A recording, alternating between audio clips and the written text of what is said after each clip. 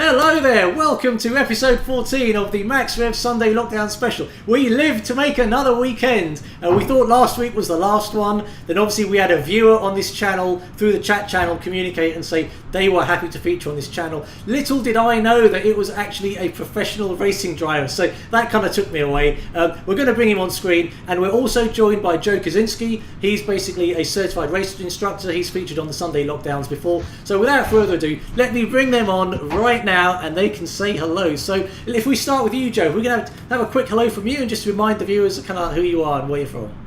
Sure. Thanks, Max. It's great to be back. It was a few episodes ago when you featured me. My name's Joe Kaczynski. For everybody who maybe didn't see the first one, it's my pleasure to be back on. I've been a member of the Porsche Club of America for nearly 20 years.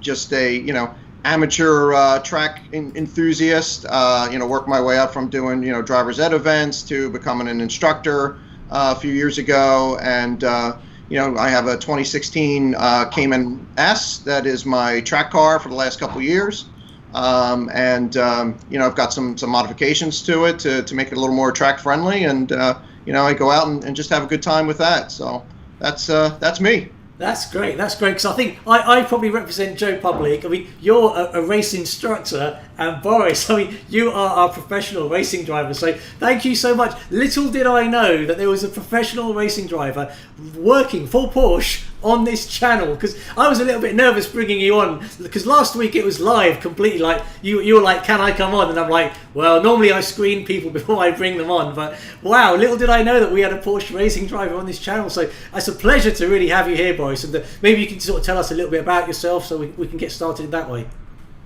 Yeah, the pleasure is all mine, and first of all, you took a big risk, last time bringing me in from like basically not knowing what's going on and everything else, and I mean, I can tell you a little about my background. It's a very interesting story and everything else. So how big you want this? Well, to be I tell you what described. surprised me. When I checked your website, you were winning international titles at the age of 21. So, I don't know how you got into this, but you were obviously very good at 21. So, that the usual route into this is karting or something like that. Like, how did you first get into, professional motorsport? And when did you think, I could make a career out of this?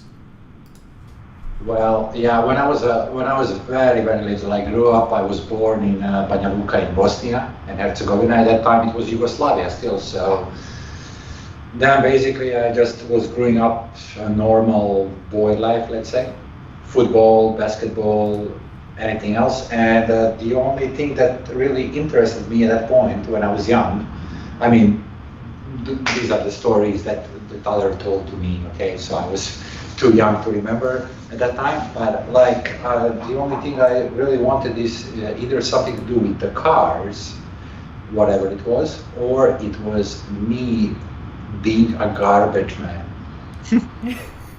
And this is real, so I'm telling you openly and real. Like, my biggest dream was one day to be working as a person who collects the garbage, puts the garbage in a truck, and goes to the next house. So, like, most of my youth, I spent on my balcony watching these trucks. The guy were manually putting the things in without this automatic stuff.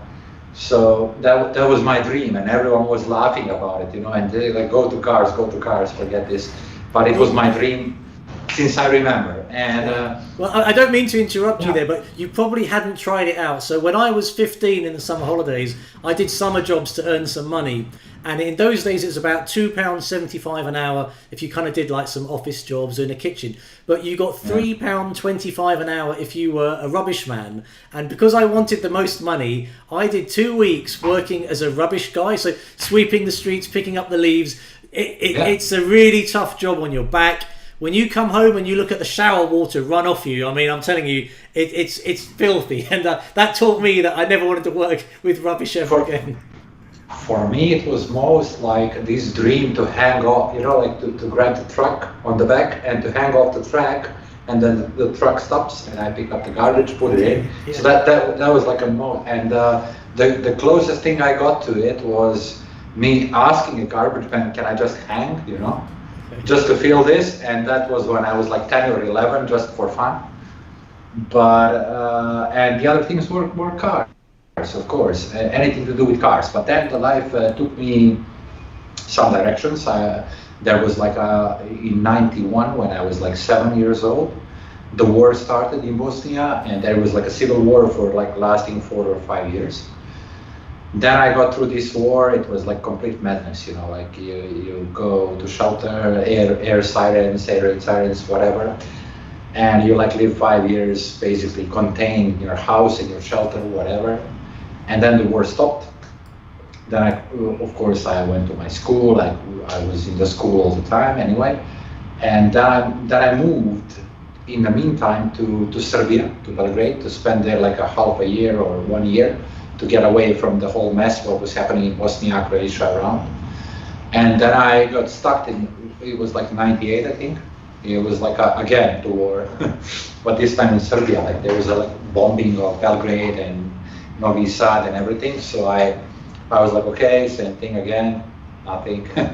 And then I continued my schooling. And after my, I'm not sure how this is called in the States or the UK, but primary school, the first 8 grades, right? So when I finished that, it's called high school in our country. So when you go from age 14, so next 4 or 5 years, depending on the school you get. I went actually to 2 schools at the same time. So I was going to the electrotechnic school, where my main focus was on the IT.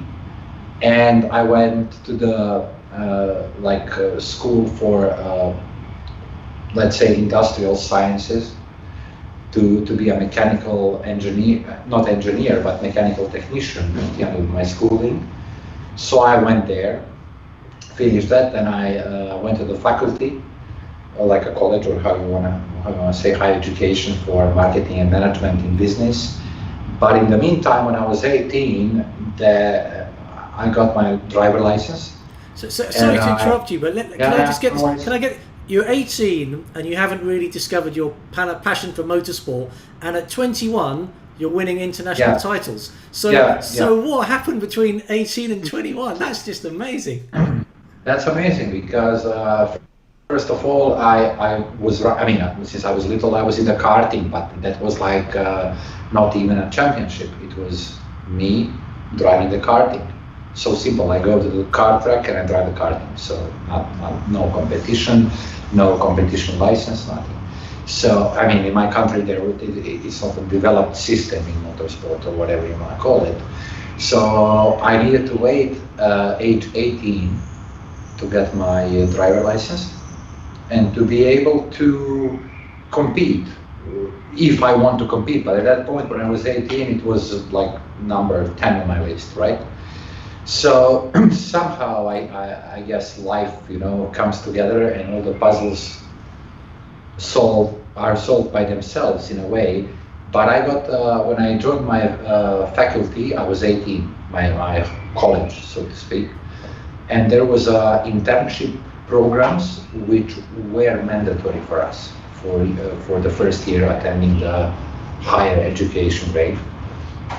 So I was like, okay, what is this? I'm first time encountering this. And they told me basically you need to find a company by yourself where you can get the internship on doing anything regarding marketing or management or just running the office, so, in a way. And I was like, okay, good. So my passion were cars, so I went to the Renault dealership. Okay. And I went there and I knew the CEO at that time. Not quite well, but he knew me and my family and whatever.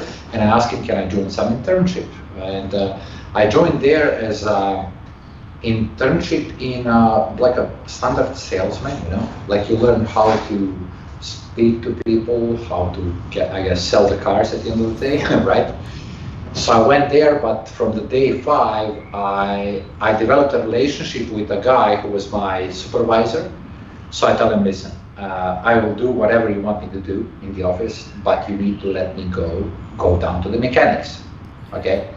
So he was like, listen, you come at 8 in your nice suit, we do 1 hour, and then you're off. You can change gearboxes, you can change engines, you can learn whatever you want. And I was like, okay, so we had like a deal at that time.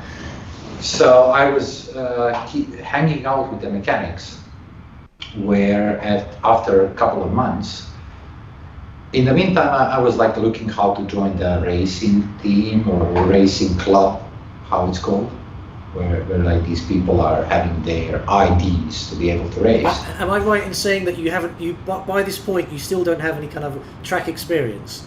No, I have nothing. Basically, I have nothing. At that point, I have nothing, zero. I have only like a memory of me doing the karting around the track. So I'm like zero, okay, complete zero. So I joined these mechanics down from day to day, and I'm like, okay, learn me how to do gearbox on Clio, on Megans, on Laguna, Renault at that time. So they learned me a little bit of that, and at the same time I joined the club, let's say automotive club or racing club, whatever you want to call it, this organization, let's say. And they were their members or their racing drivers were racing on hill climbs, circuit, rally, and so on. So I was like, okay, I want to become a driver to be able to race. And they told me, yeah, it's no problem. We'll give you the national license if you pass the test.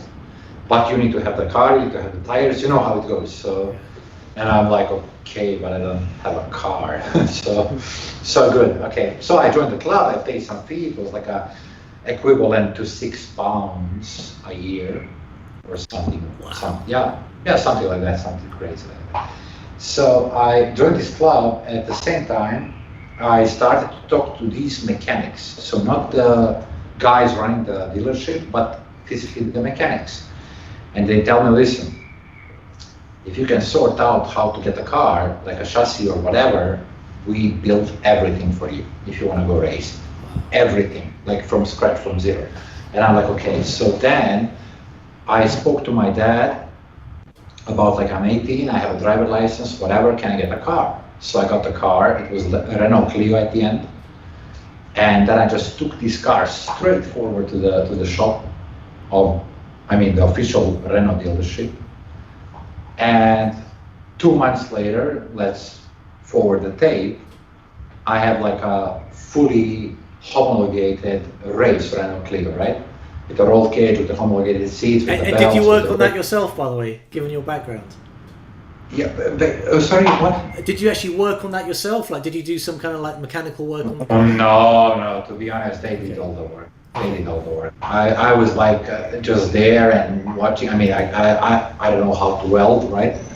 I don't know how to make these things happen. I don't know how to take all of this to the people who certify this and then give you the national homologation and then give you the safety ratings. And so it was all done by their guys. But you have quite an interesting background, because I'm thinking that, I mean, you correct me, because you're the only racing driver that I know, is that I wouldn't have thought many of them would have the engineering background, the kind of the discipline to understand like gearbox, transmission, chassis. I know you've kind of told me that you kind of understand mechanically how the car works. So would you say that most of the good drivers do have that level of understanding, or is that kind of unique? Well, I think most of drivers do. If they don't before, I think they learn in the way, because you need to know. If someone tells you, I feel the car, that means you only feel your understanding that you implemented throughout the years or the days. I don't think that you have a prodigy which is there to feel every single inch or a millimeter on anything without some background that he absorbed from the experience. So I don't think so. I mean, there is not you cannot find a good race engineer who understands everything if he was not in the car. You cannot find a driver who's like understanding the car without having the background or the knowledge or being able to absorb throughout his experience from others who know more. Wow. Actually, Joe, can I ask you a question? Because obviously you're a driving instructor for like on a racetrack. So as part of that qualification, do you have to learn a little bit about the mechanics of the car, or is it more about the road? Yeah. So for that qualification, not necessarily. However, to Boris's point, once you're around the cars and you're around the track for a period of time, you kind of naturally start to dig in a little bit. Now, I'm not a mechanic by any stretch, but certainly have an understanding of some of the basics. I've done, some basic work on the car, myself.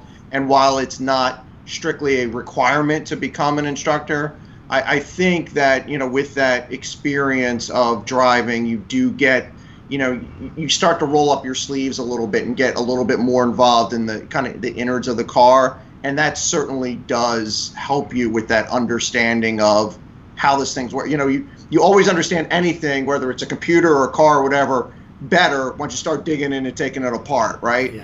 And I think that's certainly true with cars. So while it's not a mandatory requirement that you have some sort of mechanical skill or anything like that, it certainly does do you well to have that at least a basic understanding. Gotcha. And I tell you what, Boris, I mean, I like the T-shirt. I like the fact you're Porsche and everything. So we've kind of got so far in the story that you're working with Renault, you're kind of starting to compete and so on. But like in terms of, we love our Porsches here. So I'm trying to try and fast forward a little bit before we get to Porsche. But did you go through any other manufacturers then before you got to Porsche, or like you were with Renault for a long time? And how did it happen that a guy like you, who is obviously must be very talented at driving to make such an impact by the age of 21. Which team were you with when you actually got the international title at 21?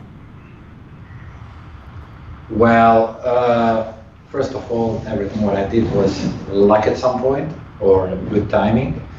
So it was not manufacturer. The Renault was just like a dealership, It was not like I had any kind of backup from anything connected to Renault except one private owning company who represent or who is the dealership of the Renault. So that's how it started. They built me a car. I went to the rally directly. So and then I won. I went to the first rally. I didn't know what's the road book. I had not known what's left, what's right.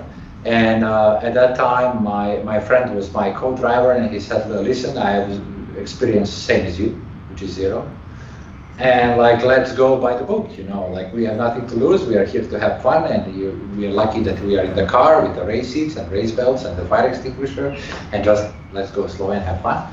So we won a couple of these. We won the championships at first year. It was 2004. So I've got to ask this question to Joe. Sorry to interrupt, but Joe, I mean, I know you have a lot of students. If a guy gets in the car and just says, "I'm going to try my best," and wins, I mean, is that innate talent? I mean, that's got to be something special there. Yeah, that definitely is. I mean, there are some people that just have that ability, right? And certainly, experience and practice, and then just enhances that. But to be able to get in at such a young age, and it doesn't sound like Boris had a lot of formal training really at that point. Just you had the car, and had the ability and had the wherewithal, and just went for it. So yeah, I think to just jump in like that, because you do hear like a lot of the drivers saying Formula One or whatever. It's like, well, I was karting since I was 4 years old, and I won this karting championship, and then this karting, and this, and this, and this, right? Whereas, Boris's track seemed to be like, he messed around with some karts, and then not a lot happened until he was 18, and then, got the car built, and then jumped in and started, winning a couple years later. It's amazing. It's fantastic. There you go. No, it was like amazing stuff but at the same time, I don't know what actually guided me. Did I have my own sense of understanding that however big the day ends for me, like I went through my first race and I won the race, okay, and then I'm like, should I celebrate for 2 or 3 days, or I was more like technical going into it, like, okay, I won this, but is this the real race? And then I went to next one, and then in 2005 and 6, I was racing hill climb and the circuit. I was also successful, but then I said, okay, listen, if I'm very happy to continue this, I need to find some support because I cannot, there are like 3 people behind me helping me to get the tires. To be honest, I remember the price that I bought my set of tires for the rallies. Every rally I bought. There was a company, like a tire company, whatever, and they were selling me tires for equivalent of 11 pounds a set. Okay. Brand new tires or like used? No. God knows these tires where they come from.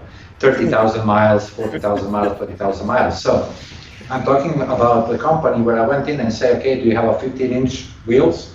And they're like, yeah, okay, I need 4 same. So they go up and they find the Yokohamas or whatever, and they bring it down. Like we have 4 of these, but they're like used. I don't care. What's the money? 15 euro. Okay, so it's like what 11, 12 pounds a set. Okay, so that's how I got the tires for the rally and hill climb and everything.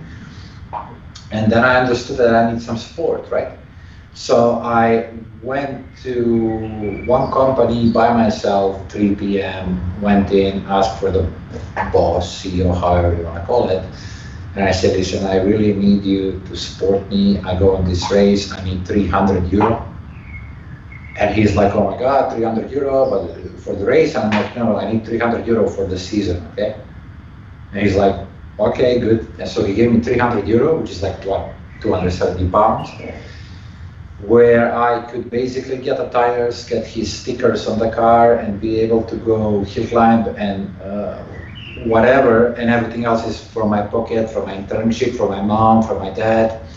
So I was running the seasons in Bosnia and Serbia at the same time. I had a complimentary towing of my car to the race and back from the, how you say, MSA in the UK, but here it's like a big hump in Bosnia.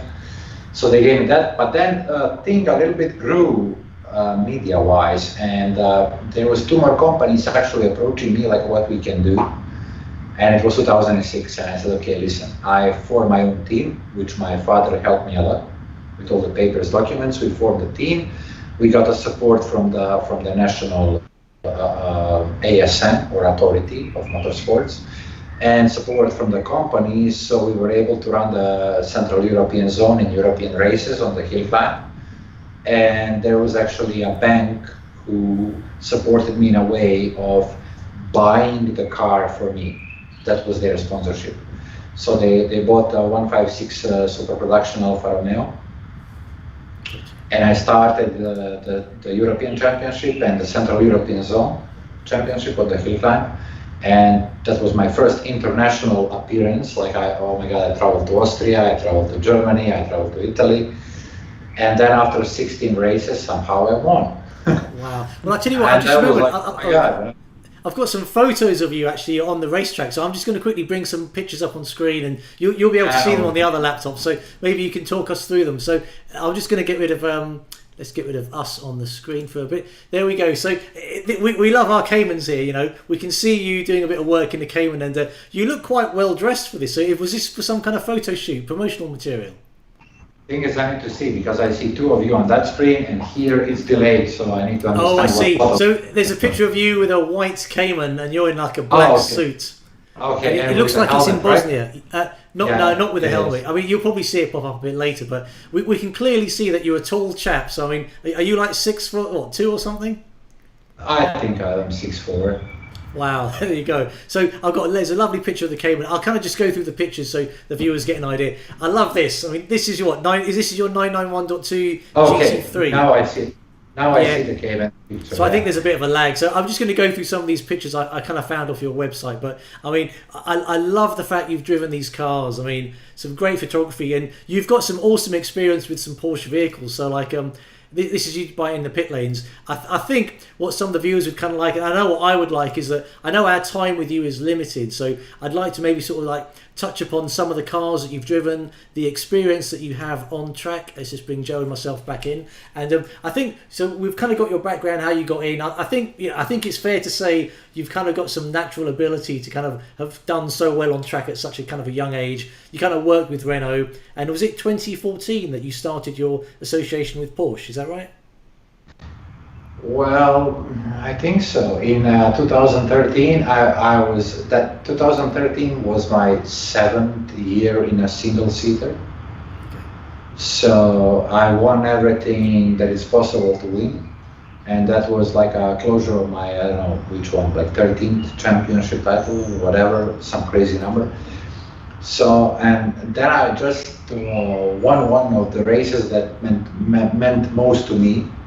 I don't know why, but it meant most to me, and I just stopped. It was July, middle of season, and I knew I was a champion that year, so I don't have to race anymore. And I said, okay, I quit everything. And my family was like, what are you doing? And I'm like, no, I quit everything. I take my car, and I just go to Switzerland. And they told me like, what are you talking about? Where are you going? You're taking a car and going to Switzerland. What are you talking about? And I'm like, yeah, I take my car to go to Switzerland, and I want to take my time for myself, which is like 7-10 days. I don't need more. Okay, it's not a drama, it's not a movie. So I'm just going there to figure myself out, and then I will understand more. Will I go back to the season? Will I race anymore or whatever? So I went there, and circumstances met me with a couple of people there while I was on vacation, so to speak, in Switzerland. And yeah, that's how I met the first Porsche customer team that year in Hockenheim.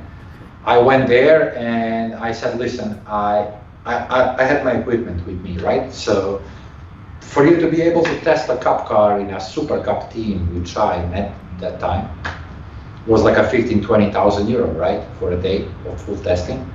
So I went there and I said, listen, can you just get me in the car? Like I can give you $5. I can buy you coffee. Can you just get me in a car for a couple of laps?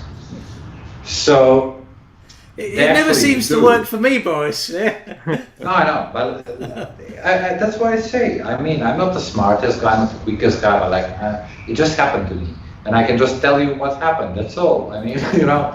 So they actually put me in a car, and I ran some laps. I had a quick lap, but I mean, what a quick lap means, right? Nothing. So because I need like a Hockenheim, you would say.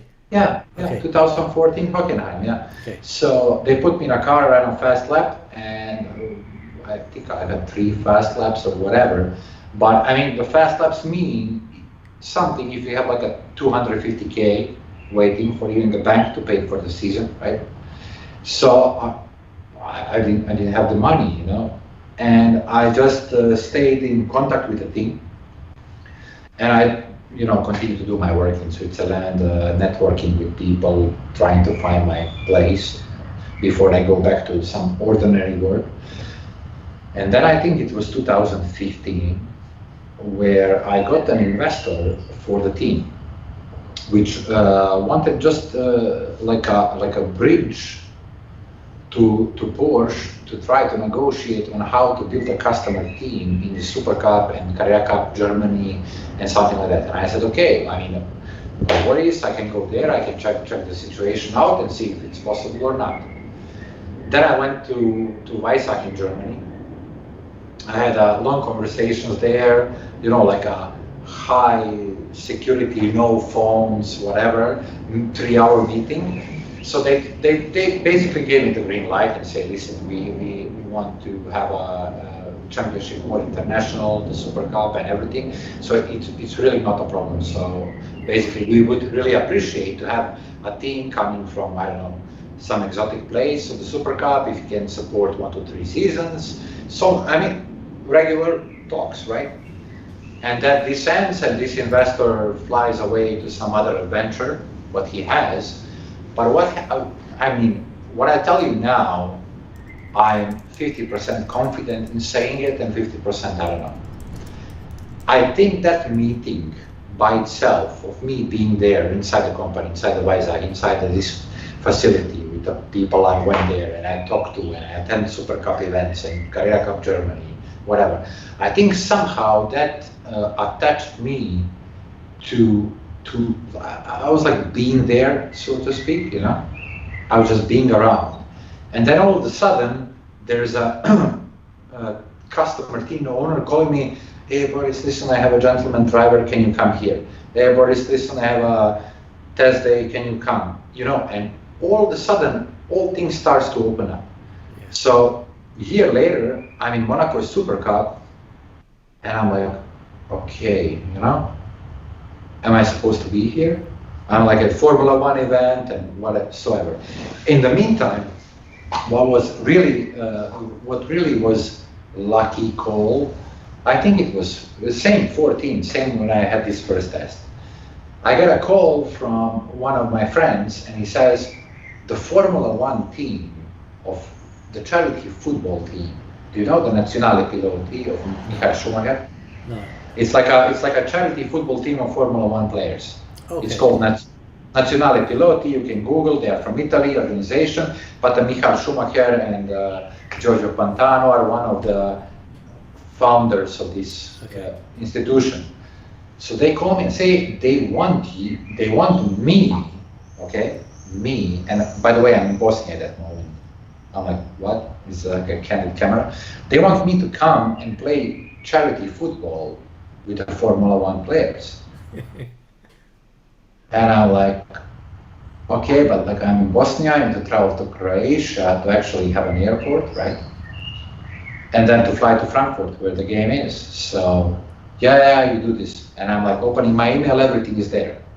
And I'm like, okay, I'm going to play a football for the Formula One team, but I'm not a Formula One driver. Okay, good. So I fly to Frankfurt and I actually play the team and and I play in the whole game. I'm like in the starting 11 of the football team. I'm with Sebastian Vettel, I'm with this one, with Sergio Perez. How does that work? Like, I mean, if you're going to tackle them badly, that's $1 million ankle you're going to injure or something.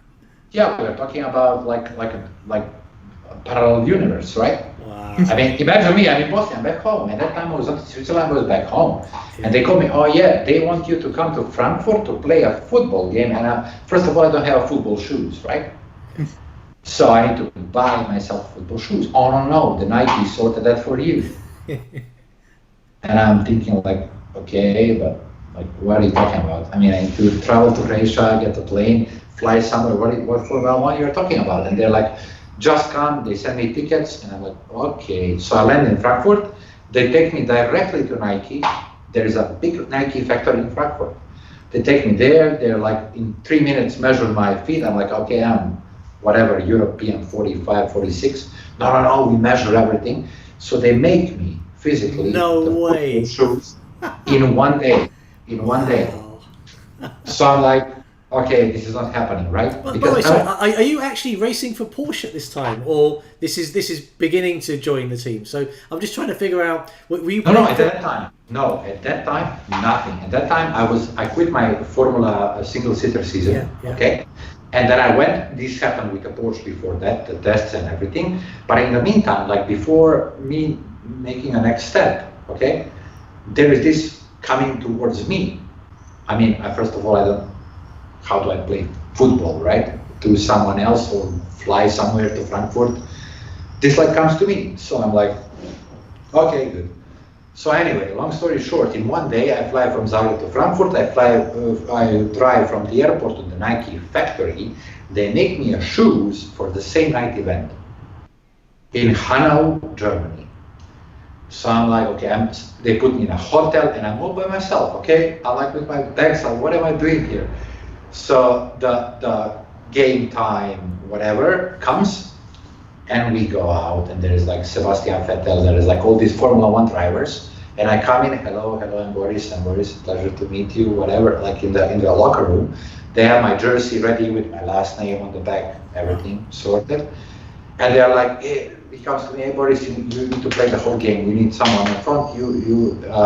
Dennis, which is a friend of mine, told me you are top, you play whole game.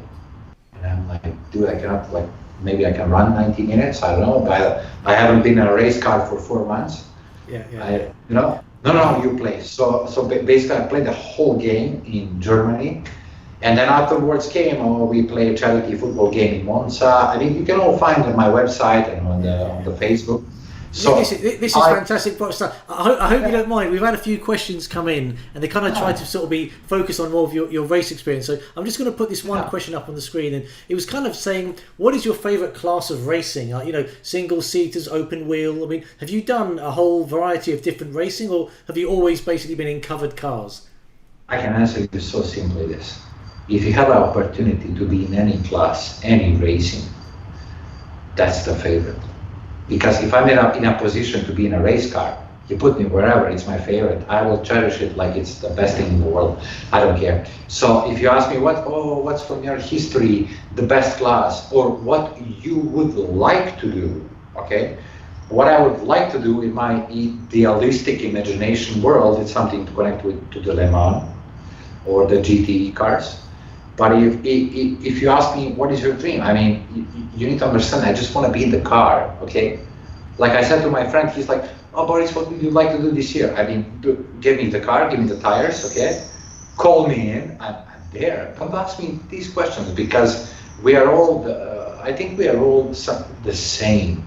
What I told you the last thing, we are all the same.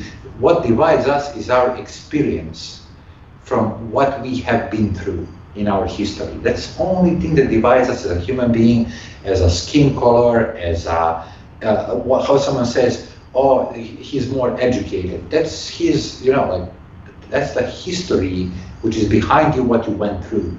But I think we're all the same, and there is someone who wants to be in any kind of racing, and then, there is Boris wants to go on Le Mans. Why does Boris want to go Le Mans? Because he probably went to European Championship. He was running like 7 years in single seaters. Do you know how much someone would love to drive a Formula car, like a single seater car? So and I drove like 7 years of racing. So what is that, like 70 races or whatever?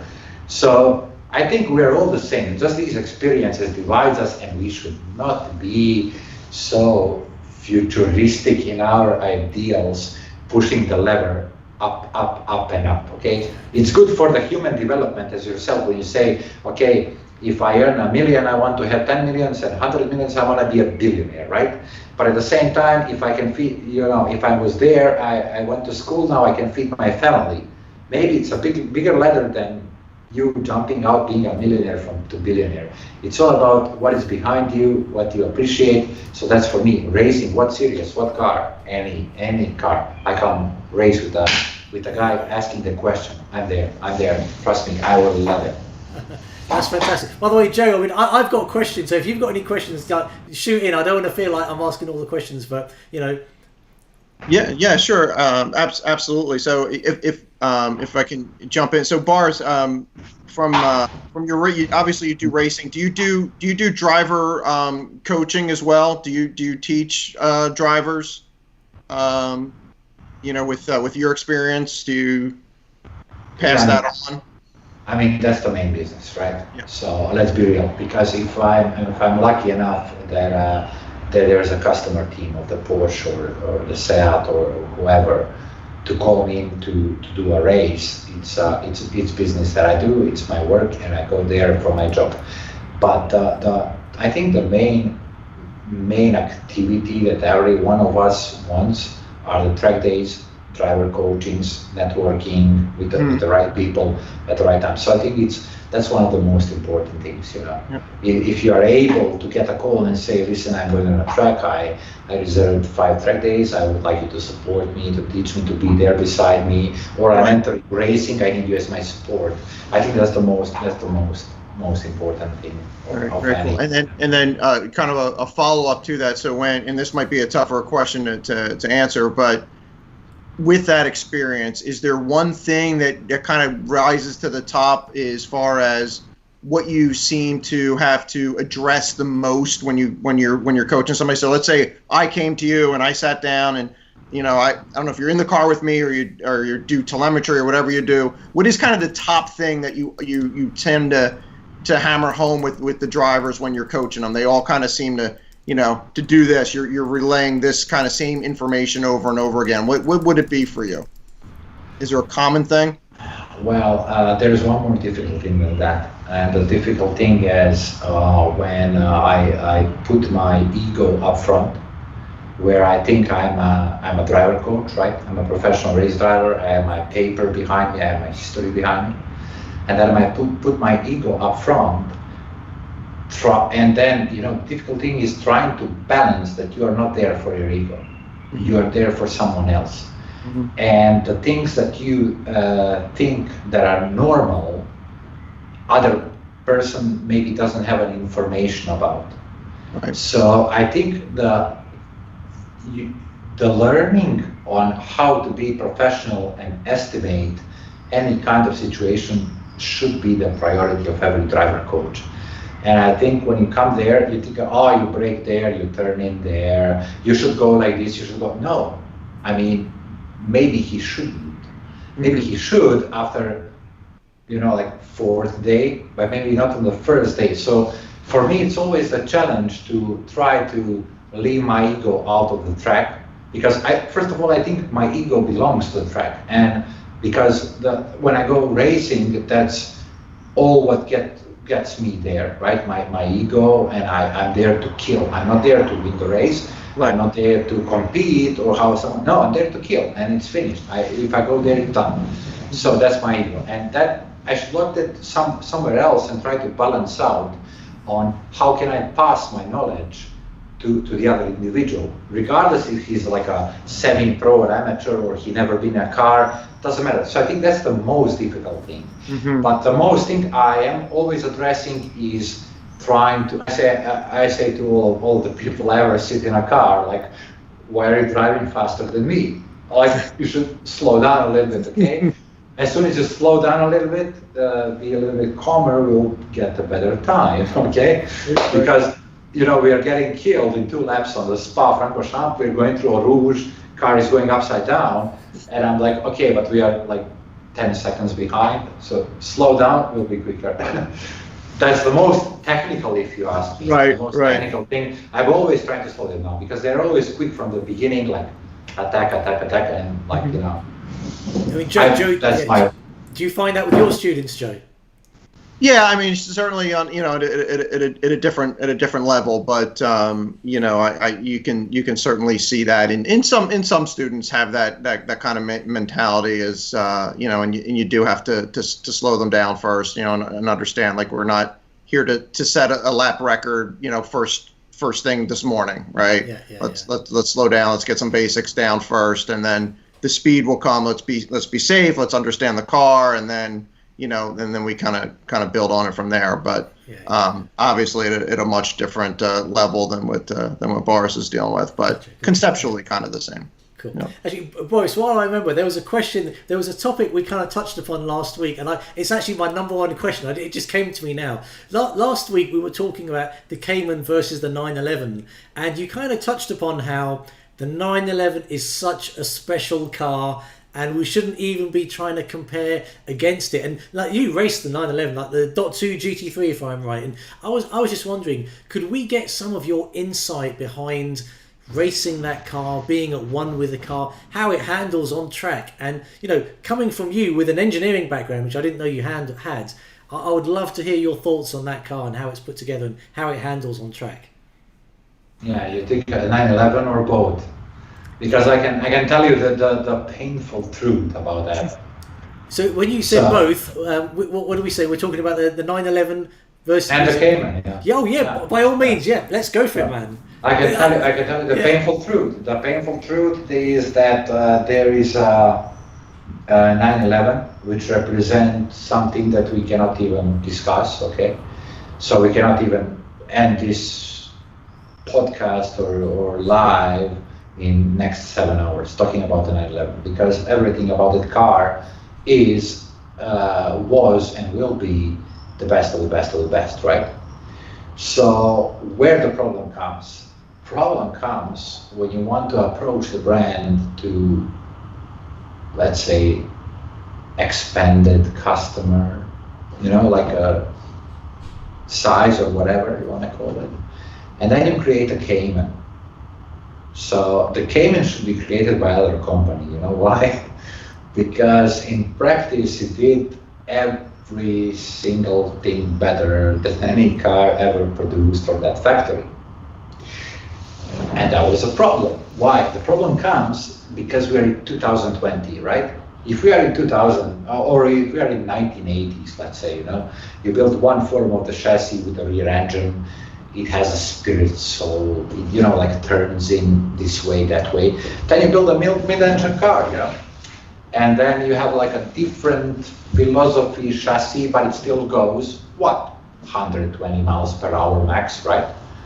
At those years. What happens now? Now happens that you have the pinnacle of the automotive engineering coming to the office every morning at 8 o'clock, doing like unbelievable work on 9/11, which lasts for decades, right? And they're making it better and better and better every day they walk into the office. So you're like, I don't know, you're like playing with perfection. You're not playing like, oh, is the car better or not? No, you're playing with the perfection. You're playing with basically your dream, your fetishes, whatever you want to call it. And whatever you do or don't do is still perfect car, 911, right? But I mean, then you introduce the mid-engine car, which is a little bit smaller, and the chassis balance is so spot on that you actually don't know what to do with it. You need to kill the engine. You need to kill the whatever air intake. You need to like do whatever you want, not to kill the pinnacle of the history. And now I think the whole, I mean, it's positive, right? It's not negative thing. It's positive because now you play two sides all of a sudden. So now, I mean, the automotive world today. So consider this GT4 RS, okay, versus whatever 911. So do you see the delicacy on how to balance these two cars? It's a masterpiece just to be able to play such a game within your own company, not against the competitor, within your own company. So now you have like a 420 brake horsepower Cayman, which is not 420, it's 437.1, but no one will tell you that until it goes to the dyno. So it's more power than it's in the book. And now you have a RS coming, right? And is that like 500 brake horsepower? That was the last rumor I heard. No, I have no idea. I have no idea because there are so many informations coming out. It's 430 on the paper, it's 450 on the paper, but the problem is not the paper. The problem is when it hits the road.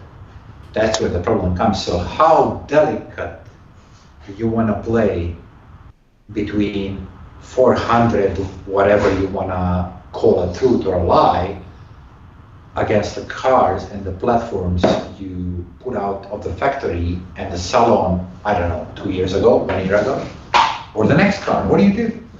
Tell me, what do? You either go hybrid, you either go electro, you either put 4 turbochargers and jump over the GT2 RS or whatever. But this, I think, I don't know, I'm really in doubt. Is this like a masterpiece play for the public? Like this delicacy and art of perfection of the engineering, or it's a real like a mistake. Oh my God, what have we done? We put the GT4 out on the road, right?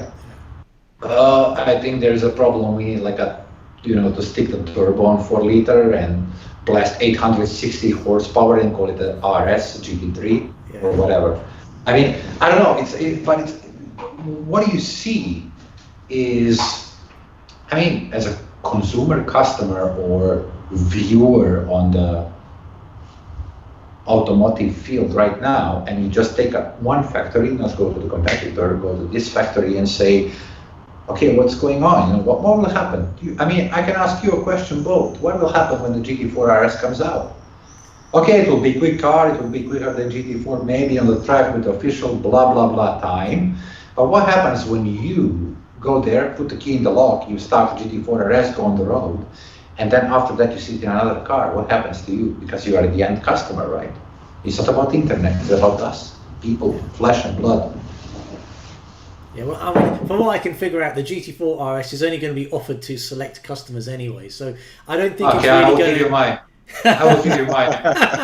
Oh, I'm going to be there straight away. Actually, Yeah, no worries. You know, I mean, I'm sure I know what the answer is, but I just want to double check. The GT3s that you race on track, they have no electronic aids on, do they? So is all the stability off, the traction's off, and you have all the weight at the back of the car, or how does it work?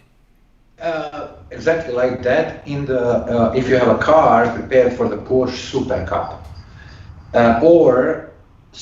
there's a Super Cup, okay? Super Cup for Mobile One Super Cup Porsche with the Formula One. So open exhaust, no aids whatsoever. You go there, drive. Then you have a Carrera Cup Germany, which is the same but with a closed exhaust, just a little bit closed exhaust, because this one needs to be loud because it's Formula One Super Cup. But this Germany is a little bit closed exhaust. And then you have the championships like Carrera Cup Italy, which additionally has the ABS.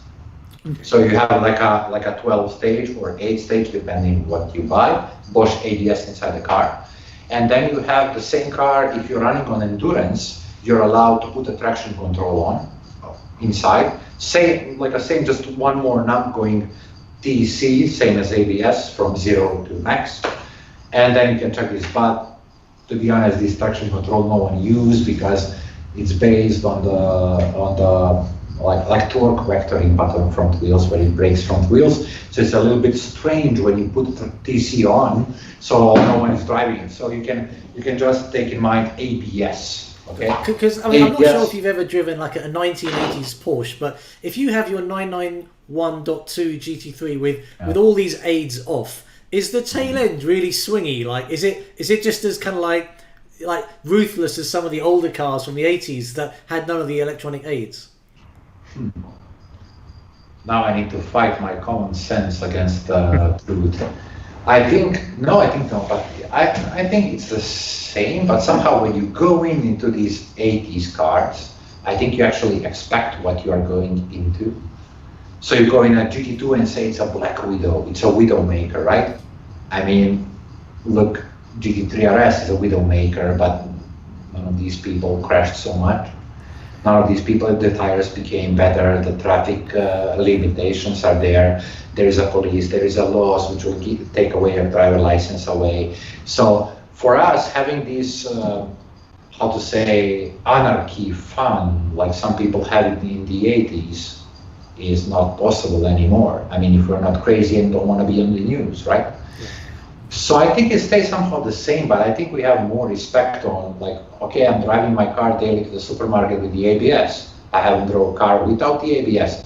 But I mean, let's be real, what's the car without ABS? You don't even know, because you didn't even spec your ABS 2 times in the last 6 months. Yeah.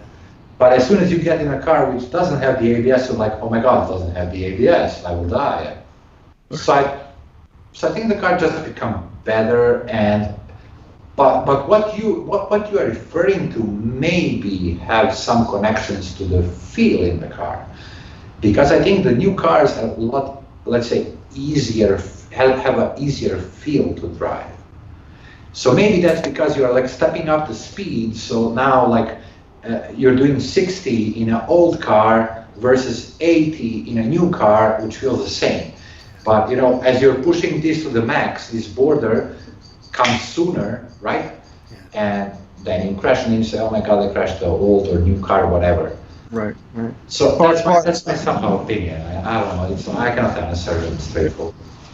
So speaking of that, if I may, Bart, so in your racing career, have you had kind of a big wreck that you remember?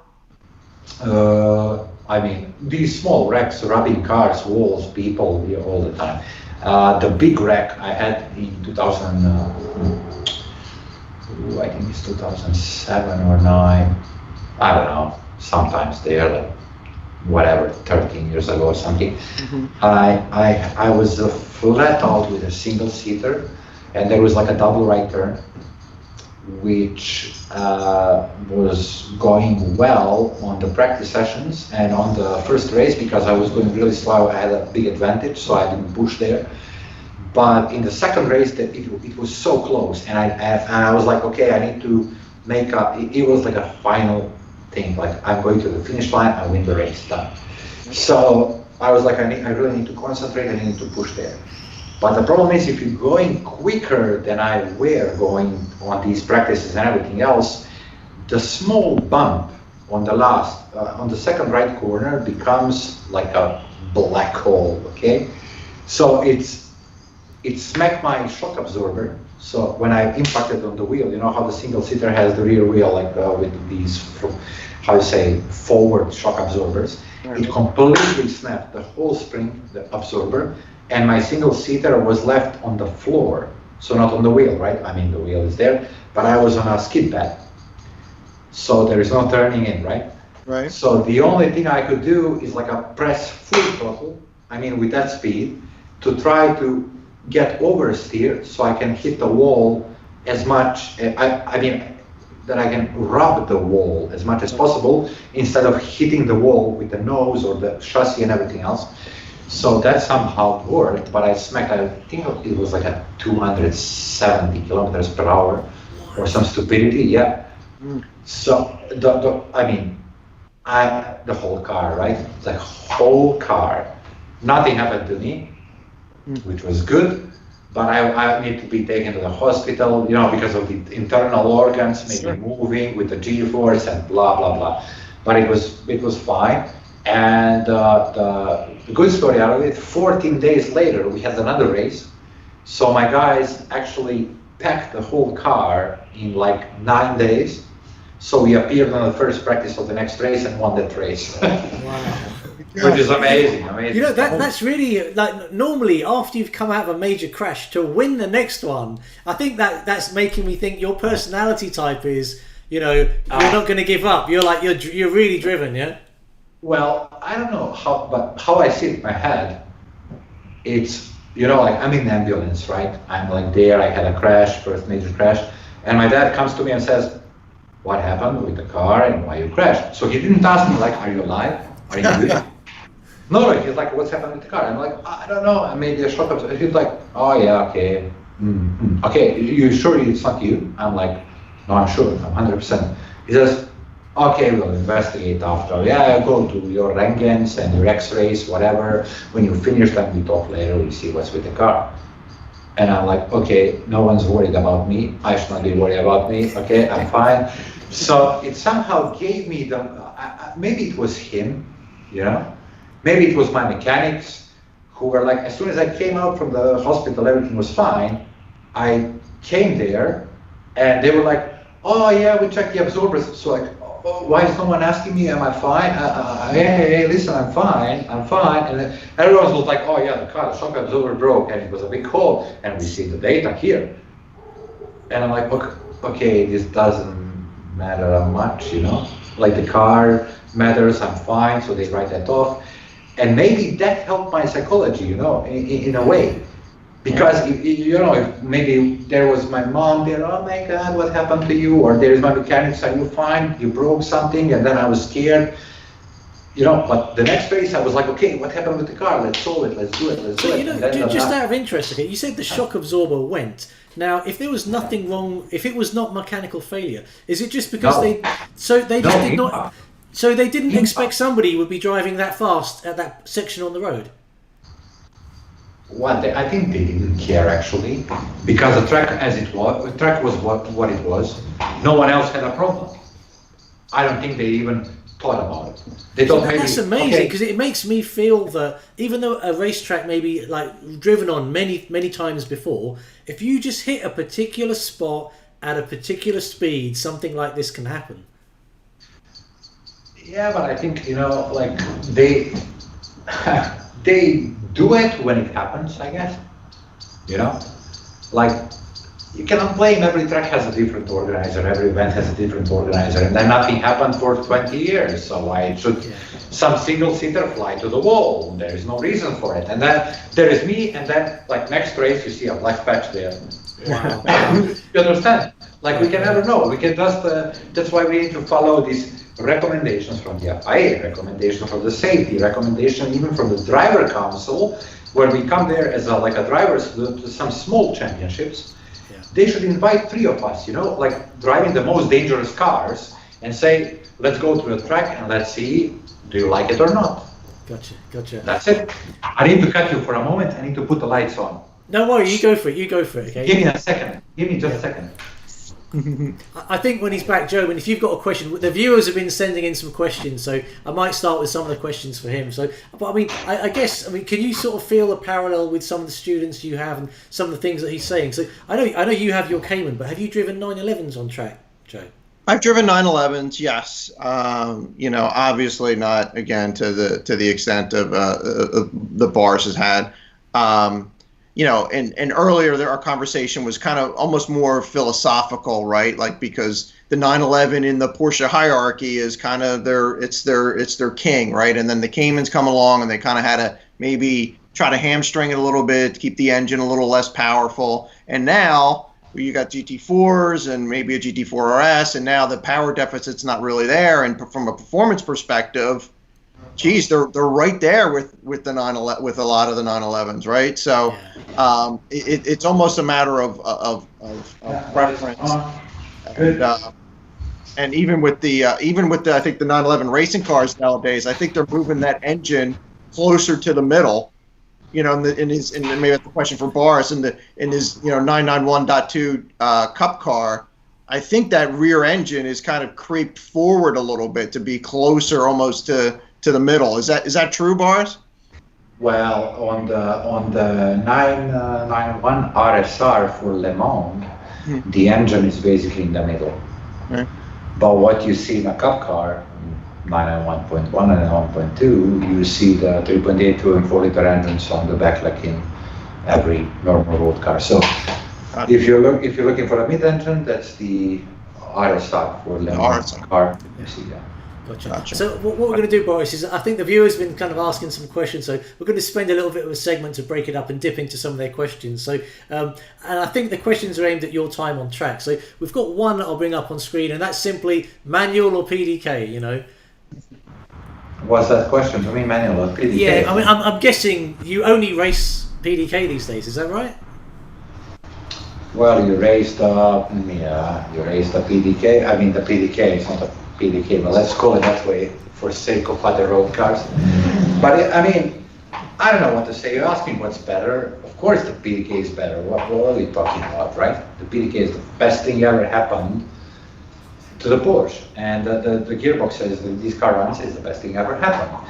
But if you ask me what would I like to do, if I want to have a special car, it will not have a PDK. It will be a manual. I don't care what someone says. But if I'm like, the problem is when we talk about cars, like, what would you like? And I'm like, okay, give me 150 million pounds, and then ask me what would I like, okay? So I can buy myself a house, I can buy myself whatever I want, I can live 150 years and then buy 4 cars that I can debate with you, okay? In that case, I would go with a 911 with a PDK. Why? Cayman PDK. I put it in. It's the best gearbox in the world, right? But if you ask me, like, what do I want? I want a GT4 or GT3. I want a manual. I just want a manual. I want to.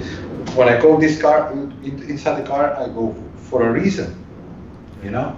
My second car will always be the PDK.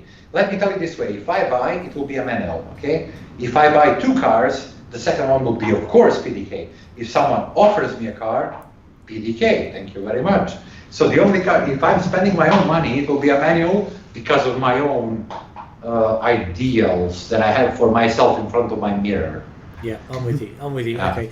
And then we've got one, like, basically, how good are the stock cars that we would buy? So I guess if you took like a 911, like a Carrera S or something, or even like a turbo, and you compared it to the actual GT3 kind of race cars, would you say that like 80% of the car, the suspension, the handling is there? Or like, I'm taking you've driven a normal road car on track. That you must have done that, yeah? Yeah, I know what you're saying. So it's very okay. Let me say, if you have a road car, you are in advantage.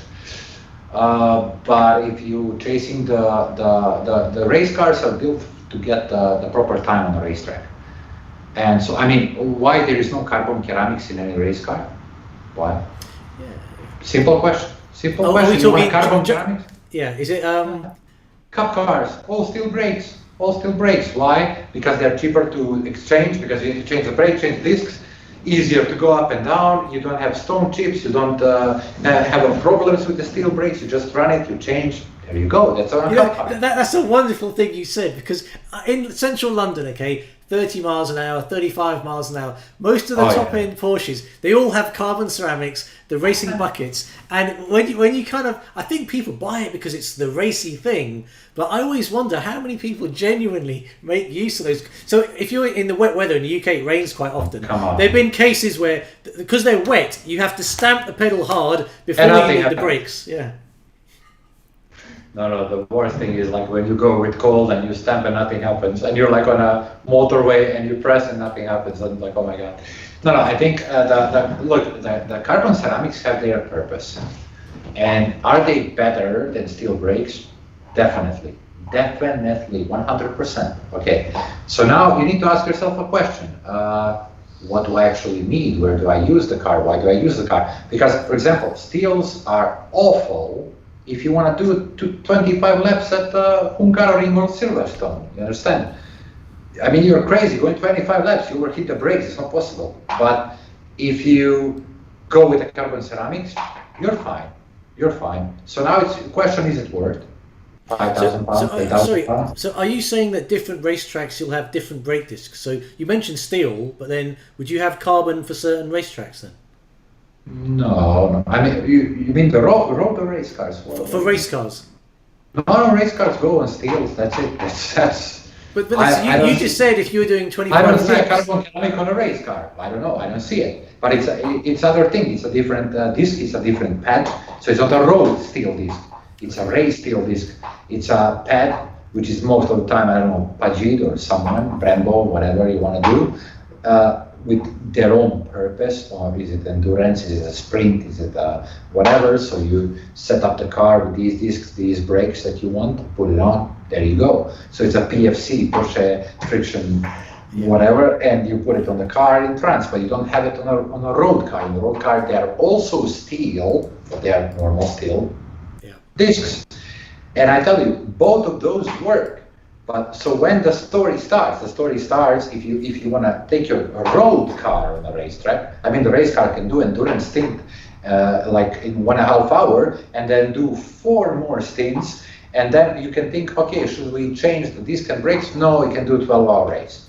So you change the disc on a 24-hour race. Okay. So, but if you take a road car and run it for 100 laps, lap number 9 or number 10, you feel the overheat of the brakes, because they are not meant to be on a racetrack.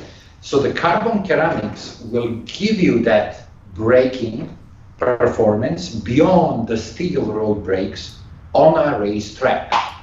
But what will they give you in a road? You know, like you go on a highway, you cool down everything what you have to cool down, and then there is a truck and there is a wet road and you press the brake and just nothing happens. Like you turn the radio on, it's the same effect on the car. So I mean, Joe, I guess, Joe, do you feel this? Because I guess you're racing your road-going Cayman on track. So do you come off after, like, how many laps would you kind of come off after? Yeah, so I've upgraded. So my car, I've upgraded the rotors and the pads all around. So I have slotted 2-piece rotors, like aluminum hats, and steel, you know, the gyro disc rotors all the way around. I think for a street car, for a beginner driver on the track, I think, you know, your stock steel and your stock pads are fine. But as you start progressing, you know, what Boris is saying is true. You know, if you run those stock pads for 9, 10, 12 laps, they're gonna start to disintegrate. I've seen that on my car before I did the switch over. I was just overheating the pads. They were just cracking. They couldn't hold up. So you absolutely see it even at the kind of the amateur level. You know, the braking, if you're really pushing it hard for an extended period of time on track, you know, you're looking to want to upgrade your pads and rotors at some point, I think.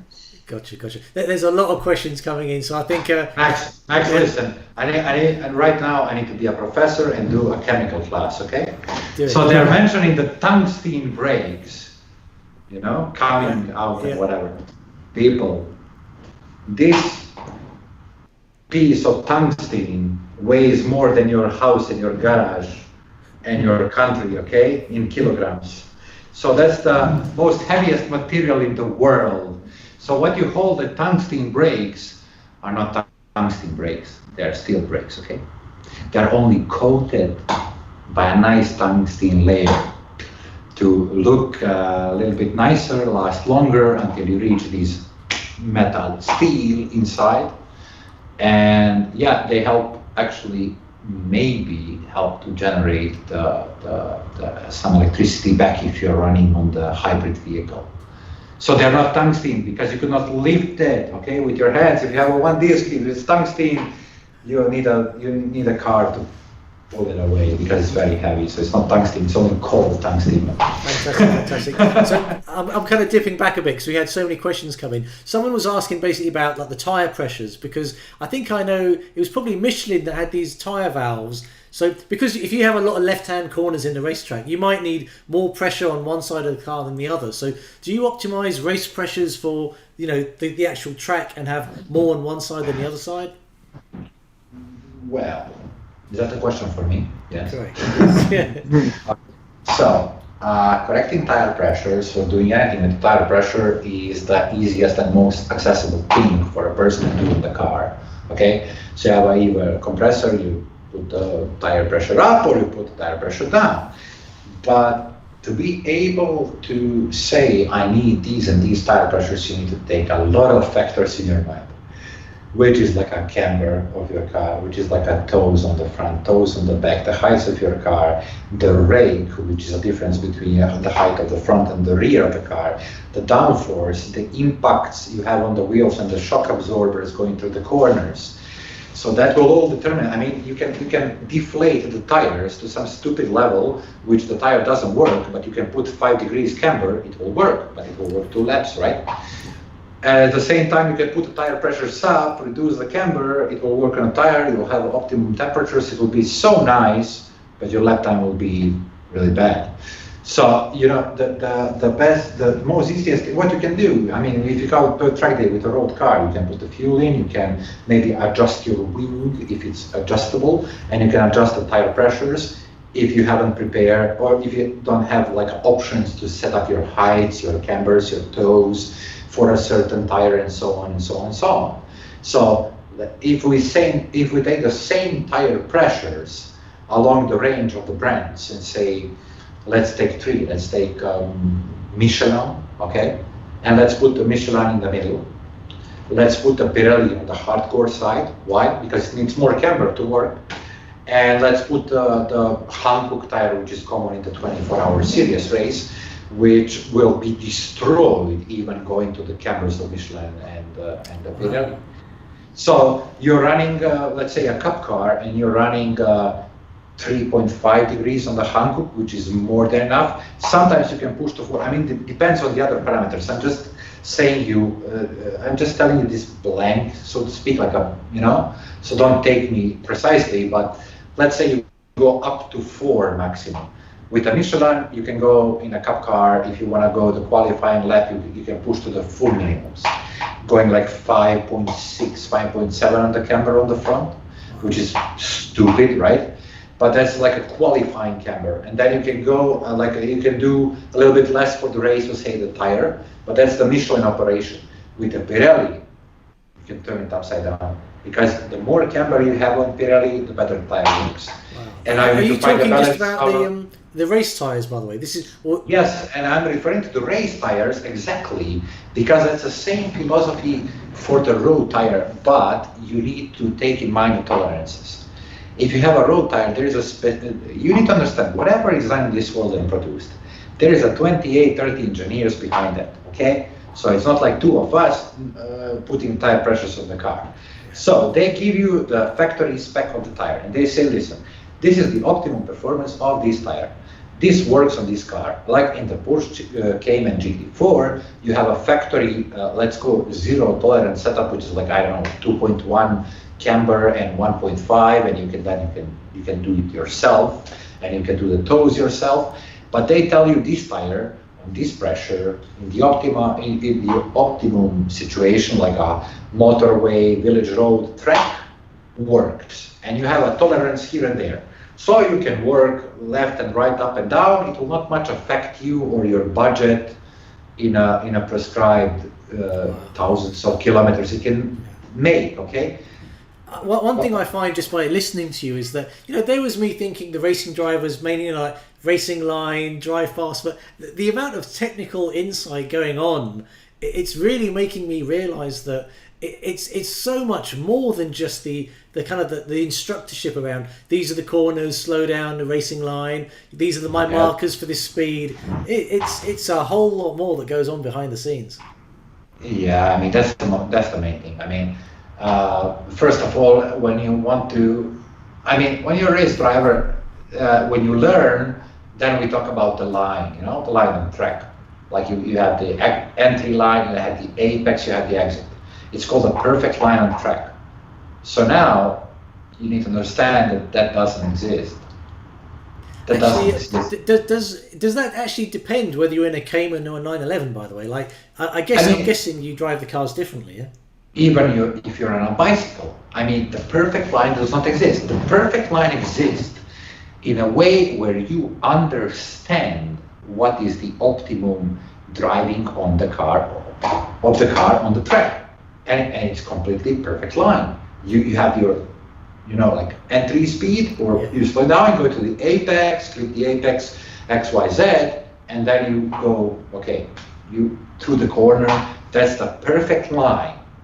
But you're never on the perfect line because maybe it rains, maybe this happened, maybe your tires are wear, maybe your brakes are wear, maybe your brake balance is a little bit more to the back, maybe you wanna overtake someone, I don't know. So you need to know the main goal is to learn how to find a perfect line in the certain conditions in that moment.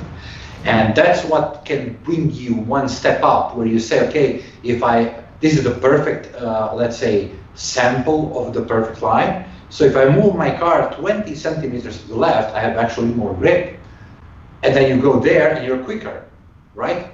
So it's never-ending chase, and that's what is amazing about the sport, and amazing about, driving the cars in general. I think, imagine if you have a kid and you learn him a perfect line, and he understands the perfect line by the age of 7, and age of 14, he's a Formula 1 champion. No, he's not. The one who understands is the quest towards this optimum usage of the car in a certain moment is the actually one running the Formula 1 or winning the championship or whatever. That's my opinion, because I can show you the Spa-Francorchamps, which I'm there 40 days in a year on test days, and I can show you the perfect line through Eau Rouge, left one, and the Radillon up the hill. But maybe we die that day, right? Because it's not a perfect line. It's not a perfect line. You understand? I cannot drive that line every day and say I'm 40 days on this track. I know this track, so now we go flat out here. Do you have a favourite track, by the way, that you really enjoy? Not so much about competition, but something that is whatever's favourite from your point of view. Well, Portimao, Portugal is one of my favorite tracks ever, but in the last couple of, let's say, years, I changed my opinion, because one of the most simple tracks on the paper, which is the Red Bull Ring in Austria, where the Formula 1 is this weekend. What do you have? Brake, turn, go down, long right, 2 double lefts, 2 double rights, you're there, right? But in order to get the time, in order to make a proper race lap at the Red Bull Ring, you need a lot of work, and it never ends, because if you miss one lap, directly you miss the second lap, okay? So you don't have to bother to push the tires and brakes, because if this lap is not good, the next one is not good. And then is this never-ending quest to get a proper lap on a simple track such as Red Bull Ring. That's my favorite track of all times right now. I want to be there 24/7 and learn until I'm alive. So you know what? Look, I've just invested in a race helmet. I don't know if you can see this. So, if I'm going to go out and practice on a racetrack, okay, I always keep thinking I want to go on the Nürburgring one day. But would you just say that for somebody that hasn't had a lot of track experience, the Nürburgring is just a dangerous place to go? Listen, I don't want to comment on the Nürburgring because you mean the Nordschleife, the North Loop. Nordschleife, yeah, that's right. Yeah. Oh, that there is no driver for that. It's a never-ending story. So, me going for 300th time or you going first time, we are in the same situation, my friend. And we will remain there for a long, long time. Trust me. Because the moment you say to yourself, okay, I know this track, that's the time you should leave your helmet home and go play snooker or something, you know? Yeah. You're a very wise man, very wise man. I mean, Joe, I'm going to probably try and come onto the Cayman that Boris has on order, because I think you mentioned it on the chat last week. That is the car that I'd love to have. Is there something that you'd like to sort of talk about, Joe, before I kind of move on to his Cayman? Yes. So real quick, kind of just feed off of what we were just talking about a little bit. So Boris, what's your training regimen like? You know, for a race season, like from outside. You know, do you from physical exercise? You mentioned, you know, do you do yoga, Pilates, that kind of thing for stretching? Do you do like cardio, and then like how many hours or days do you spend like actually on track driving and practicing? Yeah. Okay. So first of all, never take my advice as valid. Okay. Because I will tell you one thing. I found a couple of years ago that although I do it in a physical way, where I need to how to say, like, psychologically and physically prepare myself that I'm fit for something, I somehow master this thing where I understand that the psychology is the biggest part of everything. You understand? So I'm trying to be psychologically ready, as my body can take it, right? So physically I can take it. That's all good. But I was finding myself in a situation where I was not psychologically 100%, and my body was a monster. Like monster, I can go to MMA 5 rounds, you know, get my head taken off or take someone's head off. But I was not there. And then when I found, like, let's say when I found myself in peace with myself and what I like to do and what I want to do, it became so easy.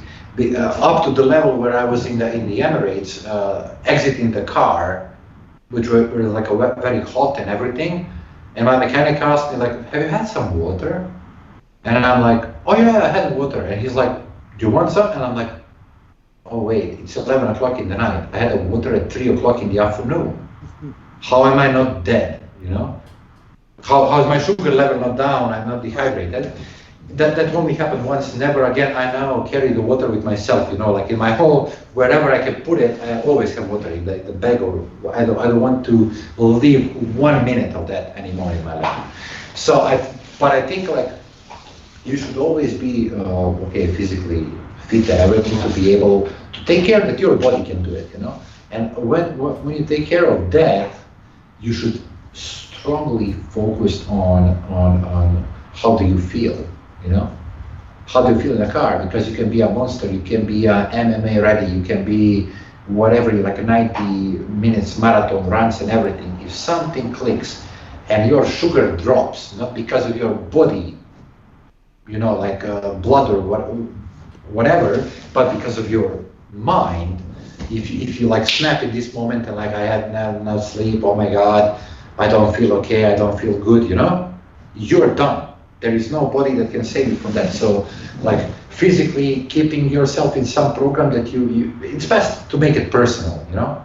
Best to test yourself and then make it personal, because I would never recommend anyone things I do, and I would never recommend anyone things I eat, because maybe it's very bad for them. So, I mean, I don't know. Everyone is a different, and everyone should, in a way where it can not do it by yourself. You can, like, advise the expert, you know, like, go to lab, take your blood out, take your analysis, give it to an expert. He will tell you, listen, you're an idiot, don't eat this, you need to eat this, you need this much of water, everything. And then when you are comfortable with your body, or let's say, not because you will never be, let's say when someone else tells you your body is okay, and you take this in your brain and say, okay, my body is fine. Yeah. Now you should focus more on how either to do it yourself, or to, if you want to push the boundary, find a professional who can put you there where your thoughts are clear with yourself, where you're not scared of being very hot in the car, where you don't like, oh my God, I need water, and you're scared, or you started to faint because you're nervous, or you're scared of the crowd, you're scared of the whole official thing going around you, you know, and that you should either find someone who can bring you back to balance or find your own balance, which I have my own balance. I'm in peace with myself, and like if I go now, you know, if I'm in a mood, I can drive 3 endurance races back to back. If I'm not in the mood, I cannot drive like 10 minutes because like I'm warning about it. So I'm trying to be professional, and I'm trying to put my mind in a way where something that I do matters more for someone else than for me. So I feel humble, and I feel on second place, and I'm giving away my knowledge to make something happen, and then the whole thing will happen for me. Because we are all rushing, you know, we are all NBA players, as I want to say, okay? So Boris goes now, I go now to the Charlotte, I'm there, definitely. That's how we all think about ourselves, okay? We can all play in the NBA, we can all play in the Premier League, we can all play, right? Mm-hmm. But when it comes the time when we step on that grass or that you know, like field or the venue or whatever, things change. So basically when this changes, you better be ready to be in peace with yourself and know why you are there, and not to come to that place and then wake up, oh my God, what am I doing here? I'm in front of X amount of people, I'm doing this. So it's, you know, like a psychological game is the most important. Physical, you should try. I mean, you should try to take care of yourself, that you can handle something in a physical way. You know, I find it very interesting that you've touched upon psychology there, because so I was growing up in the 1980s, and I think some of the top football players, the snooker players, some of the top UK sports persons, they never had a fitness program. You could almost say they drank too much, they smoked too much, but they were at the top of their game. And I wonder if that just is because psychologically they just had the right mindset to do that, because I don't think sport was that. I'm not sure what it was like in the US, Joe, with American football and so on. But back in the 80s, we didn't seem to have a lot of sports science and psychological coaching. I think maybe people just, if they felt right, they ate what they wanted, they drank what they want, and they just performed the best. Right. Yeah. Now, listen. Climb the top of the building. Stand there as a healthy man in your head. Go. Climb the top of the building and stand there. What do you feel first? You feel your stomach, right? Yeah. So you feel your body start to react on a dangerous situation that went through your eyes, your ears, whatever, right? So your body is trying to preserve you all the time. So the psychology you have, that's the same thing when you say like a James Hunt, what? And someone says, he could not make 20 laps today in this Formula One. No, in this Formula One, he could run in front of you, have probably a bottle of whatever in the car, and it's totally different mind space and mind game. Yeah. It's totally different, and I think that the human body can take so much that you cannot, and I hope you will never find out how much the human body can take. So I think it all comes down to try to balance. First of all, you need to balance the physiology of yours, not to get your sugar level down to 0 and you faint. Then you're for nothing, right? So you should balance out where your body is healthy when you say 1980s, average healthy body, whatever. But I think what determines the result is the balance between your psychology and your physiology, because the body can take a lot, If you don't eat 40 days, you think you will die? No.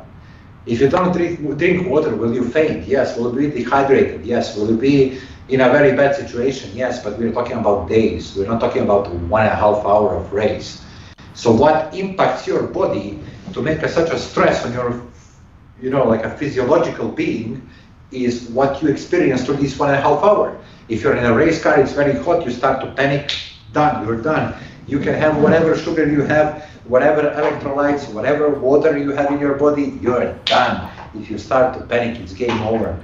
So now, you understand? So we need to take care that we are healthy. That's the most important thing. If we are healthy, then we should start build this psychological understanding of us, how much we can do it. Our body, never exhaust yourself. Go have a water, open a bottle of water, drink, eat nicely, sit in a car. You're there for for the job, to race car or for the things that you love, and not here to take the test of your performance, of your physiological body, then die and cry for, to me in the box after 1 hour, oh my God, I don't feel okay. I tell you, this is just fascinating. I mean, like, given the fact we've almost talking for 1.5 hours, I almost feel like it's been a psychological insight into the mind of a racing driver. Like, initially I thought we'd be maybe talking about like the car, the dynamic, the handling. We touched upon that, but I'm getting so much more about the mindset of a racing driver. And it's a very, very interesting thing for me because I think, people they have this on TV today was the Formula E Championships where they have racing drivers on a PlayStation and they're doing Formula E against the real racing drivers. And like that, I don't believe just because someone is good on the PlayStation means they're going to be good on a real track. But that's the way things are going now, and it's. It just seems to me there's a big part of the equation missing, which is what you're telling us as a real race driver with your life, in your hands behind the wheel of a car. Yeah, it's called come with me to the Disneyland, Oh, well, listen, so, like, if we're ever in the same country, I would love to be passenger in a car where you're driving. Okay, I would love that. I'm coming. Don't worry, I'm coming.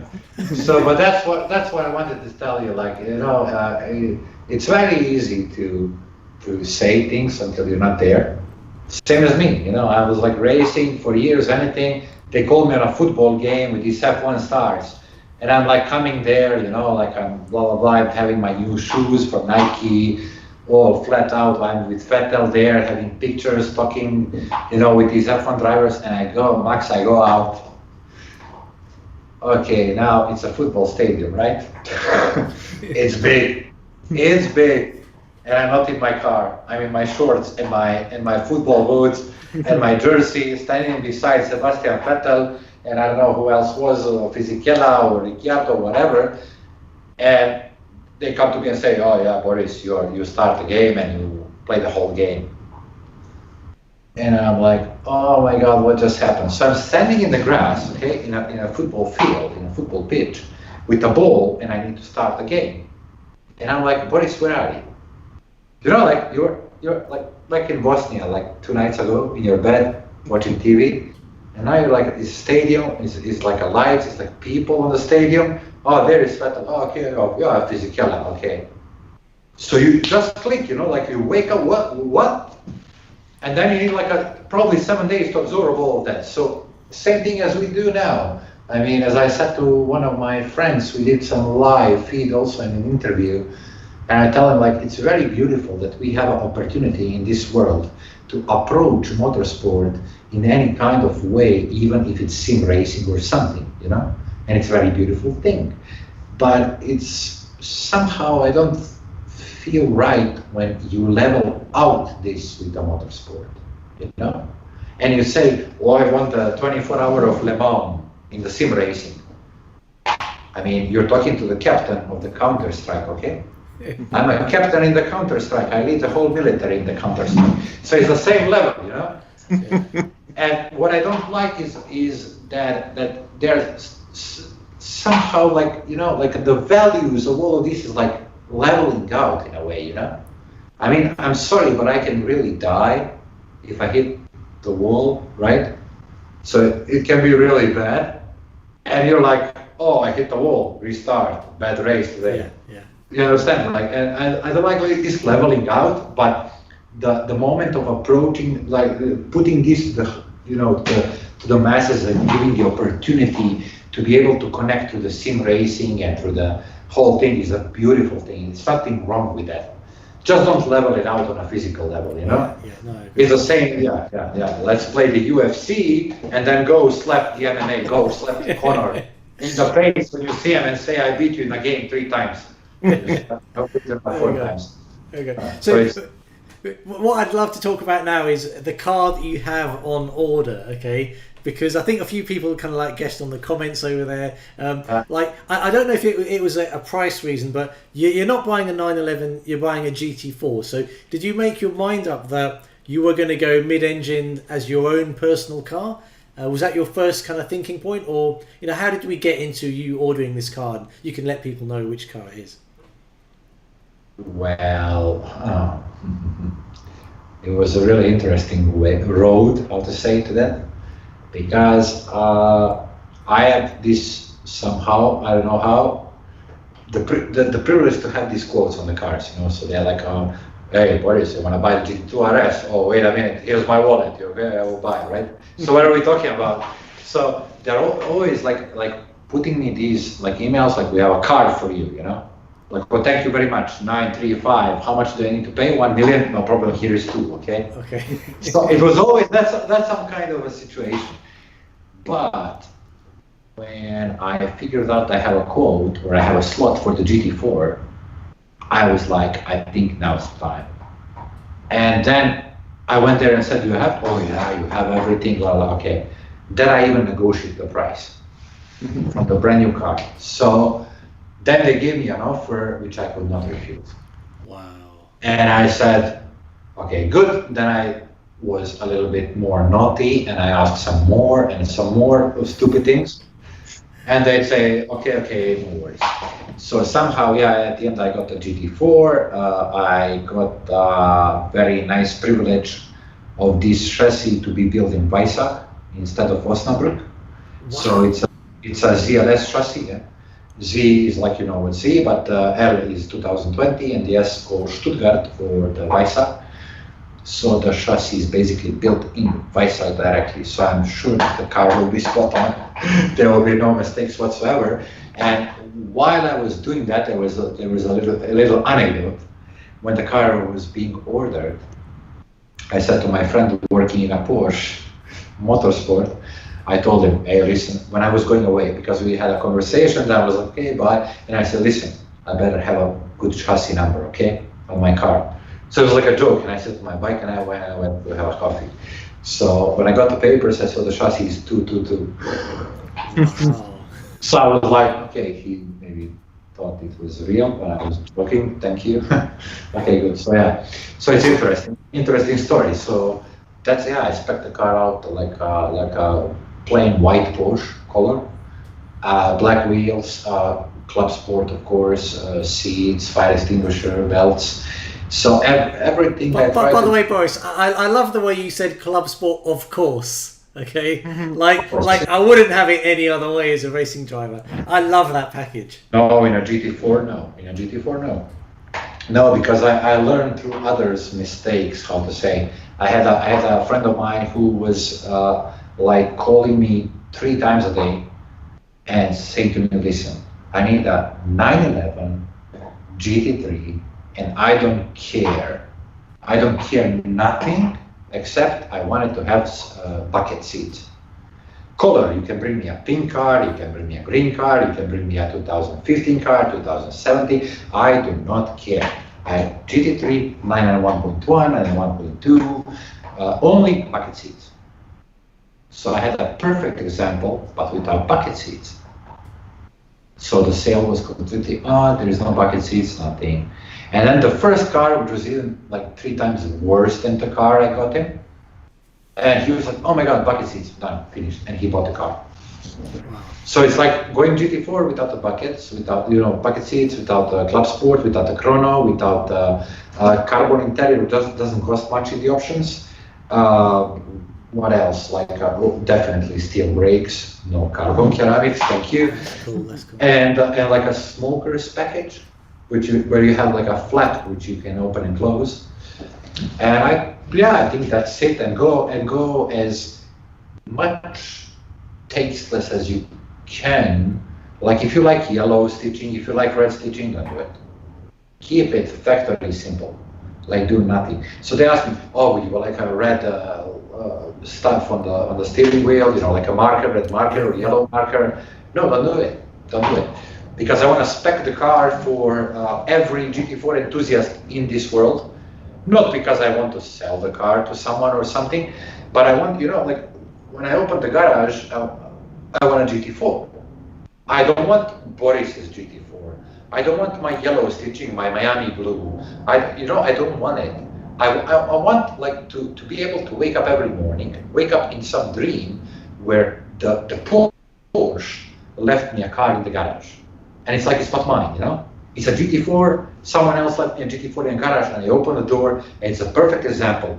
Plain white color, black wheels, steels, carbon the bucket seats, like a roll cage, carbon interior stitching, no colors on the belt, like flat plain GT4 car coming out of the factory. And that was my philosophy. I went there with it, and I say, let's just do that and do nothing else. The only thing I added, for me it was a little bit weird without the multimedia system, so I went for it. I mean, like, if it's my car number 75, then I would have without, right?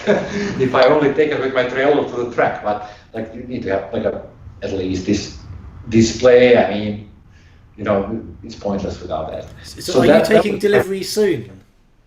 15th of July. Wow, that's going to be awesome.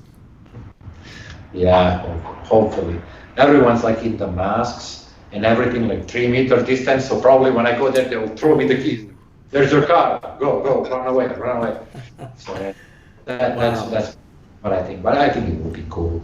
But that's my philosophy. Everyone asks me like, wow, what is your spec? What is your favorite color? What is this? Somehow, I want to feel every day that the car is not mine.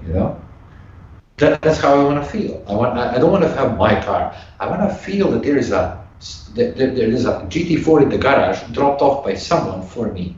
And when I open, I don't ask spec, okay? I don't ask colors, and then I just open, and it's plain white, black wheels, steel brakes, all interior is with the bucket seats, carbon inserts, and I go and I just drive. And that's the only thing I could imagine. Me going black, yeah. Boris, there's one option on your car. Let me just quickly dip into my desk drawer. Yeah. So there's one option on your car I think we need to add, and it's a Max Revs sticker. Okay, so good. I'm gonna send this to you in the post. It's white, mainly white and black. I'll send this to you. It's a really good addition to the car. That's why it has glasses. Like there is windows, so. But that was my philosophy. I hope someone likes it, someone doesn't like it, but I think that's the best thing I could do, in a way, for myself.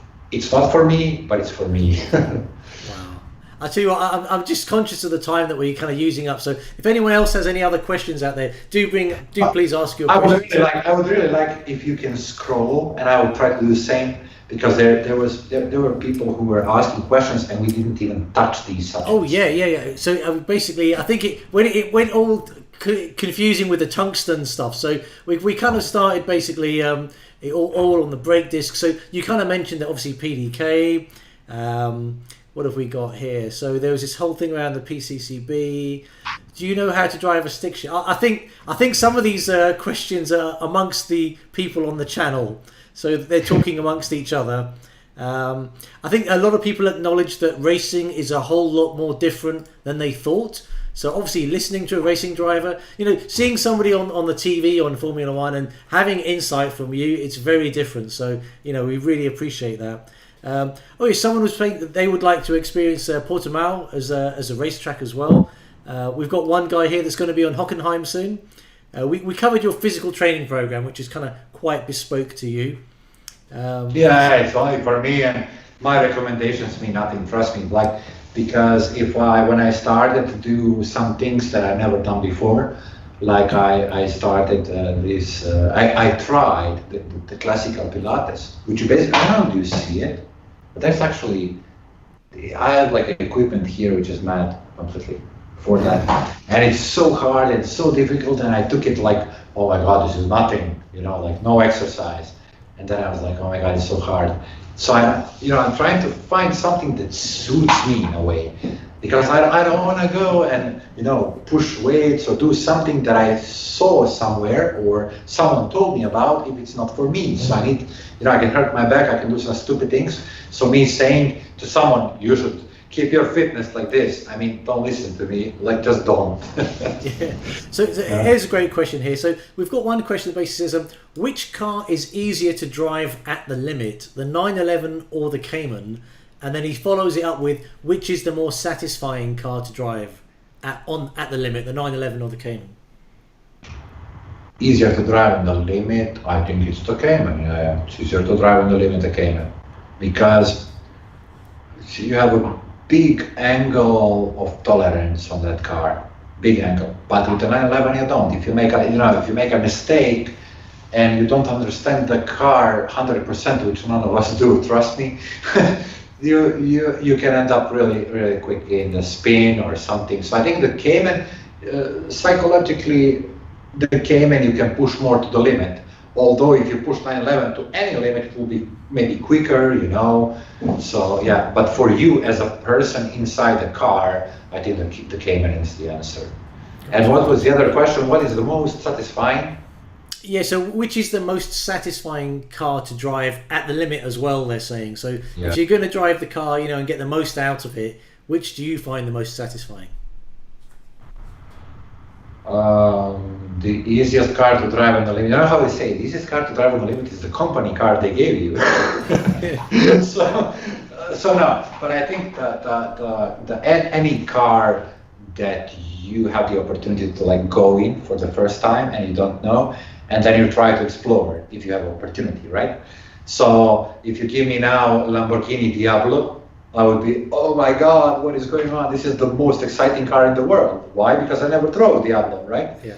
And then I go in and I end up with so many questions in my head, and it becomes one of the craziest experiences in my life, But it's interesting you mentioned Lamborghini, because obviously they always had the all-wheel drive layout, and then they've been bringing in the rear-wheel drive layout, I guess, to add a bit more fun back into the driving experience, I guess. So, maybe this is more in the 911 camp, where because, the weight is around the back, it's a little bit more edgy and perhaps less safe. So, the traction control, it allows you to wiggle the back a bit before it then steps in to save you.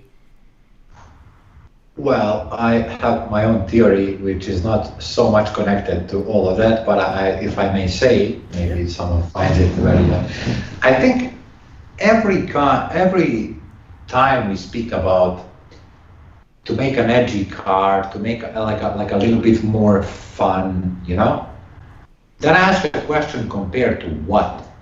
So all of a sudden, all of us debating the thing are all of a sudden journalists who tried 355 cars. And we somehow implement this data to the human that never sat in that car.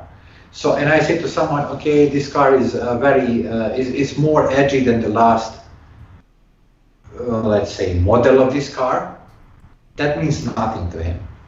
Because I promise you right now, if you take the Cayman, 2006 Cayman, okay, let's say S, manual, you give it to someone who was never in his life in a Porsche, and say, let's make 2 laps anywhere. There is no better vehicle produced in this world than that car in that moment for that person. You understand? And that's why we are pushing, so the marketing and the industry is pushing us toward our ideals. Okay, thank you very much, but you should give us like billions of euros to all of us so we can follow up, right? And have all the new iPhones, all the new cars, all the new everything. But you don't, and at the same time, we as opinion makers, without $100 in a pocket, making an opinion on the F Tributo Ferrari, okay? We actually create the mass with the same thought, which is not even a thought, like an assumption, or whatever you want to call it, and we make a mass that puts a product in a place where it's good, better, edgier, or not. So we are pushing the industry who feeds us back with information that we cannot, it's not accessible physically to us, but sorry, we have opinion. So Boris has an opinion of a Gulfstream private jet. I'm sorry, but I don't have a Gulfstream private jet to compare it to Cessna or to Bombardier or to Embraer, whatever, okay? I'm sorry, but I don't have it. So now 1,500 Borises debating Gulfstream versus Bombardier actually can move the industry to make something edgier for their fans, although they don't have money in the pocket to buy a seat on that plane. So that's a big paradox, and that's what I thought. I had a debate, which is better, Ferrari or Lamborghini, and I'm like, okay, guys, let me ask you a question. which Ferrari, which one, which model here you drove, and which Lamborghini. Doesn't matter, old one, new one. Which one you drove? But I didn't drove the Lamborghini and Ferrari. Yeah. So I'm sorry. Maybe the red color is better than the green or the yellow or whatever, but thousands and thousands of people like that actually can make a demand for something else. So we are talking about the sound of a GT4. Okay, here's the paper, write your names, whoever in his life heard a sound of a GT4 anywhere in this world. Sign your name here. Who is these people? Who saw? I mean, you did.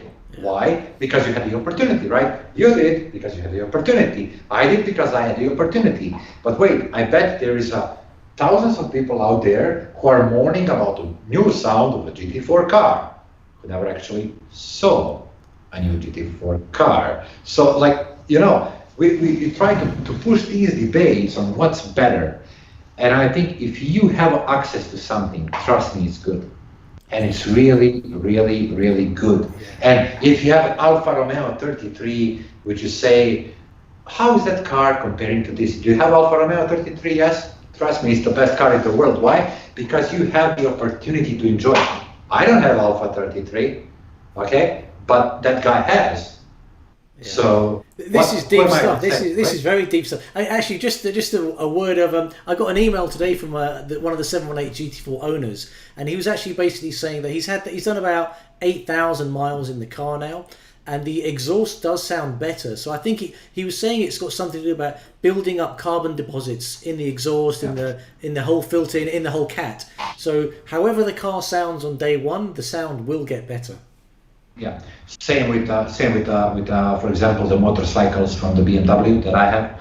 So they basically it's just like an algorithm run, which says, okay, this guy will run the car for 15,000 kilometers or 9,000 miles, as you said, and then by the book he needs to change the oil. But if he's a little bit smarter guy, he will change the oil on 1,500 miles.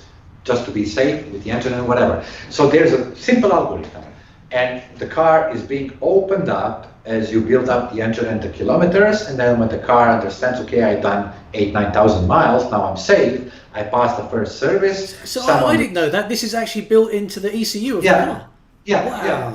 So basically, and then the car says, okay, this guy done the service, because the service guy with the OBD resetted the service appointment. For the next one, all hell breaks loose. And it's like with my bike. My bike has a Krapovic full factory system, the BMW, whatever. First 1,500, let's say 1,000 miles, or 1,600 kilometers. I was driving the bike was great, I didn't rev it up, whatever. So I go back, I do the service, they reset the service, first service. I sit on a bike, oh my gosh. Like, the hell is going out from the Krapovic on the back. And I'm like, what's going on? Did they modify my bike? Did the chip tuning or whatever? I mean, the whole different thing. So that's how they work now. I mean, they need to do it because there is a lot of these engineers, as I like to call them, who gives you like an opinion. You should run your engine flat out from the factory because it's good for the engine. Okay, good. So Porsche will officially say that the engine in a GT4 is fully running, and they say to customers, just go crazy from day one. Don't mix Porsche with the dealers. That's true. Yeah, no, you're right. You're right. Listen, you need to divide something. There is a Porsche AG, okay? So the Porsche AG is the main company, factory, whatever you want to call it. It's based in Zuffenhausen, in Stuttgart, and whatever. Okay, there is a completely other company which is called Porsche Motorsport and Porsche Finance, which is in Weissach, completely different company, different people employed, whatsoever. Okay, and there is a third company which is called Porsche Holding.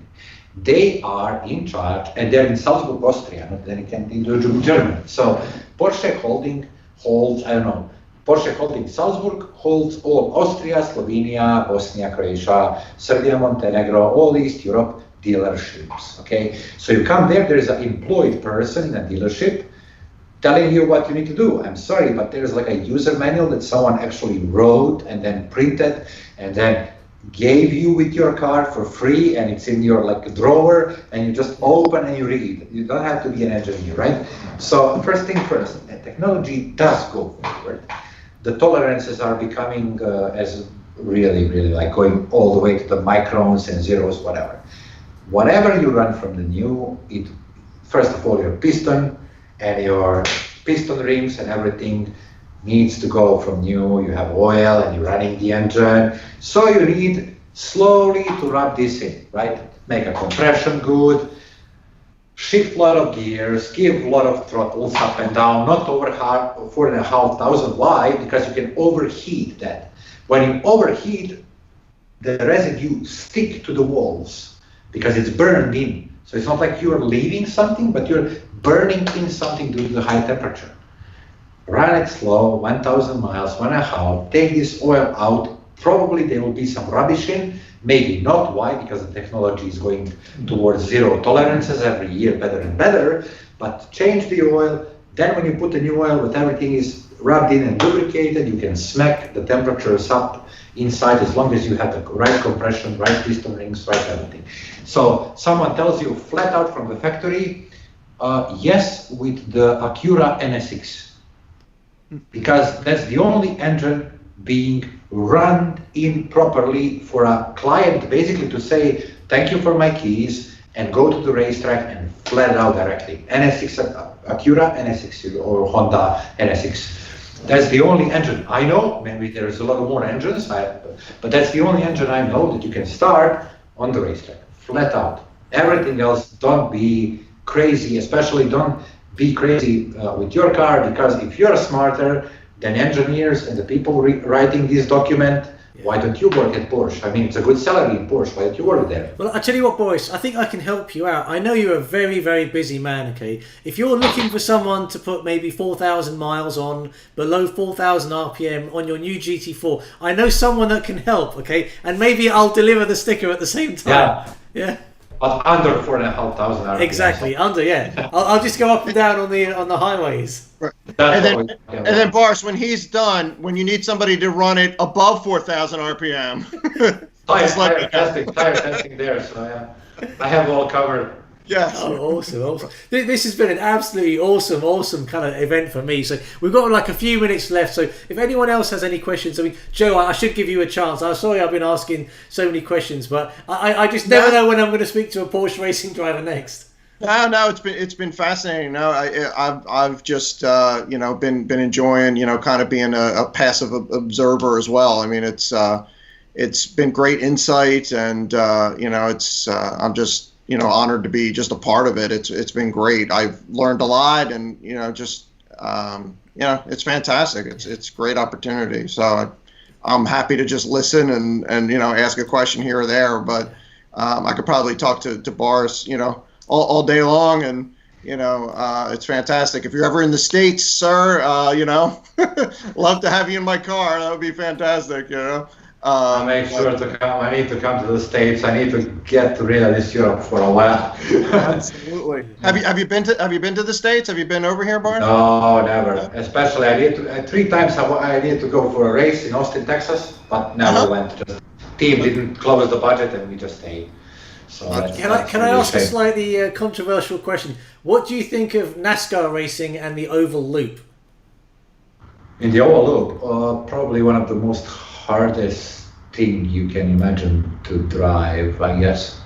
Really? So, wow. While you're looking at like, oh, it's a loop, they're going only left turns, with the cars and running 150 laps. Okay, good, but it's same as you go and play tennis and then you beat Federer and Djokovic and everyone else. So like it's like what we are not exposed to, we have no idea about. Trust me. Wow. So it's the same like first time you're a kid and you fly the airplane and the G-force hits you, right? Yeah. And you're like a kid, oh my God, what's going on? So it's the same thing. We watch NASCAR, okay? We watch NASCAR. But inside, I think, come on, I'm a race driver, right? I think if I go to NASCAR right now and I sit in the car and go on the track, they will stop me in 2 laps and say, okay, boss, we need to explain you a lot of things. So we'll give you the car in 2 days, but you need to spend some time in the truck with the engineer, with the guys explaining you what's going on here, because this is not what we are doing here. That's my opinion. I never tried, right? But when I see it from a little bit, I always like to see things from different sides. So if you think it's easy, good luck, good luck. Yeah. I mean, I guess I wasn't thinking that it's easy to ride, but I think that mentally, I think it would be quite easy to have a lapse of concentration because it's one split second. No, I think it will be harder. Oh yeah, okay. I think because in Spa, in Spa, if I'm bored, if I'm bored in the car, let's say endurance, I can always wait for Rouge to come, and then I wait for Blanchimont, and then I know there's trees, and then I know there's a pit line coming. In the NASCAR, you're running against your mind. You're running a loop of the track, which you need to focus every single meter on. And then when you master that you can control the car on the edge of this, then you have like 40 lunatics around you. Yeah. And then it's a whole different game. I mean, we're not aware. We just look like observers. Oh my God, they're running left. Yeah. Okay. NASCAR cars flat out. They lift here, lift there. One brake at a turn. Come on, people. Yeah. That's amazing. It's amazing insight. Everyone would be in a NASCAR if that's the case. I tell you what, I know that's what I say. We're all NBA players. That's what I say. Let's go to the hoop. I know we've hit 2 hours, but there's one question that's just come up. So a comment's come in, and I know the guy who's just commented on this. He had a Sports Cup edition, the 718 GT4. He ran the car in carefully, he said on the comment. But he said that the car has had engine and gearbox issues, and the car is going back to Porsche for either inspection or something. So I don't know if Easy Geezy, if you want to either say anything else about this, but... No, I mean, I don't know. First, what I would ask him, just for interest, is what is the... Give me a second. Okay, so 9th, 10th, and 11th mark on the chassis. That's what I want to know. So where does the car come from? Is it Osnabrück, or it's Stuttgart, or it's whatever? Because it's a Sports Cup edition, right? Correct, yes. Yeah, so it's like a same car. So I didn't realise this. So I know we're over limit, but I'll wrap up in a couple of minutes. The GT4s can be built in 3 different factories? I don't know. I basically know about the Osnabrück. They built it there. Mine is coming from Weissach directly, but there's a Stuttgart factory, right? So it's like 3 or 4. Maybe someone else is doing it. But, so Boris, can I ask you one question? If I ever get to the point where I purchase a brand new Porsche, okay, I'm going to contact you, and I want mine made in Weissach as well. Good. Like, I think, oh my God, if only I have the money. Trust me, if only I have the money. What do I have on offers? Like, you cannot believe. Wow. Like, that's the thing, that I have a friends, but the thing is, I really need to be careful, because if I give my quote to someone, my slot, then it's like, oh, Boris flipped the car and took 40,000 euro in the pocket. Agreed. Yeah. Understand? And then it's not a problem if I do it once, but then I lose forever, and I cannot approach GT2 RS, I cannot approach these limited edition cars or whatever, and then I'm done. So, but in this way, I'm straightforward and fair, and I basically write a letter. Can I pass my quote for this vehicle to someone else? Here is the ID number, here is the name, last name, surname, and then it goes there, request, and they say yes or no. If they say yes, everything is legal. I don't take I don't take any beating, I don't take the money. I mean, I cannot buy the car. Why should I not be able to pass my, they offered me a GT2 RS. I mean, okay. That's a crazy car. Give it to give it to someone. When you're talking to me, understand? And then it's like, oh yeah, but the first it goes to you, and then if you don't want, you need to sign for other people. What are you talking about?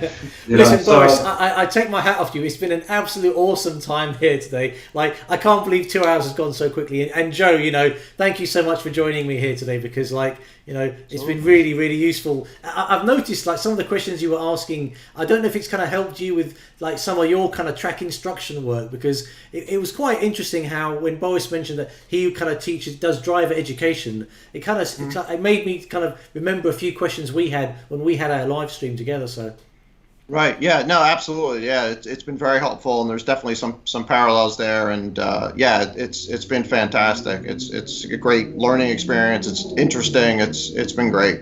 Yes, thanks for having me on.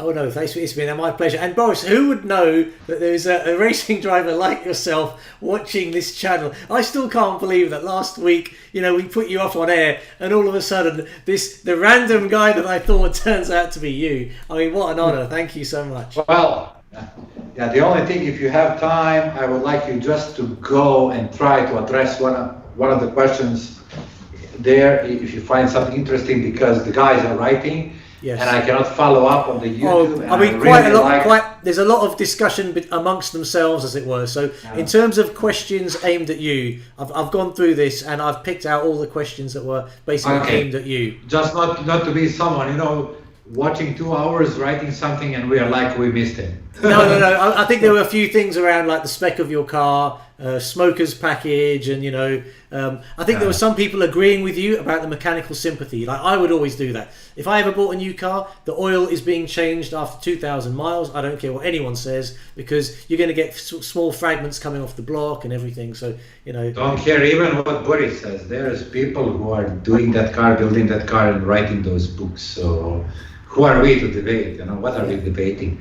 If we are smarter, let's build a car then. Don't ask me questions like what to do. Let's build a car if you know better than all of them. So. Fantastic. Well, listen, thank you so much once again. Thanks, Joe. Thank you, Boris. I'm going to click the button now. This is officially the longest live stream we've ever done. So thank you all. Thank you all for watching this. And I do believe we have another live stream next week. So sort of stay tuned for that. We've got one more kind of attempt at doing this while we have another guest. So I hopefully look forward to seeing you guys next week. Enjoying Life and Cars to the max. And thank you for joining us today. Thank you, Boris. Thank you, Joe. Thank you, everyone. Thank you, Boris. See you guys. Thank you.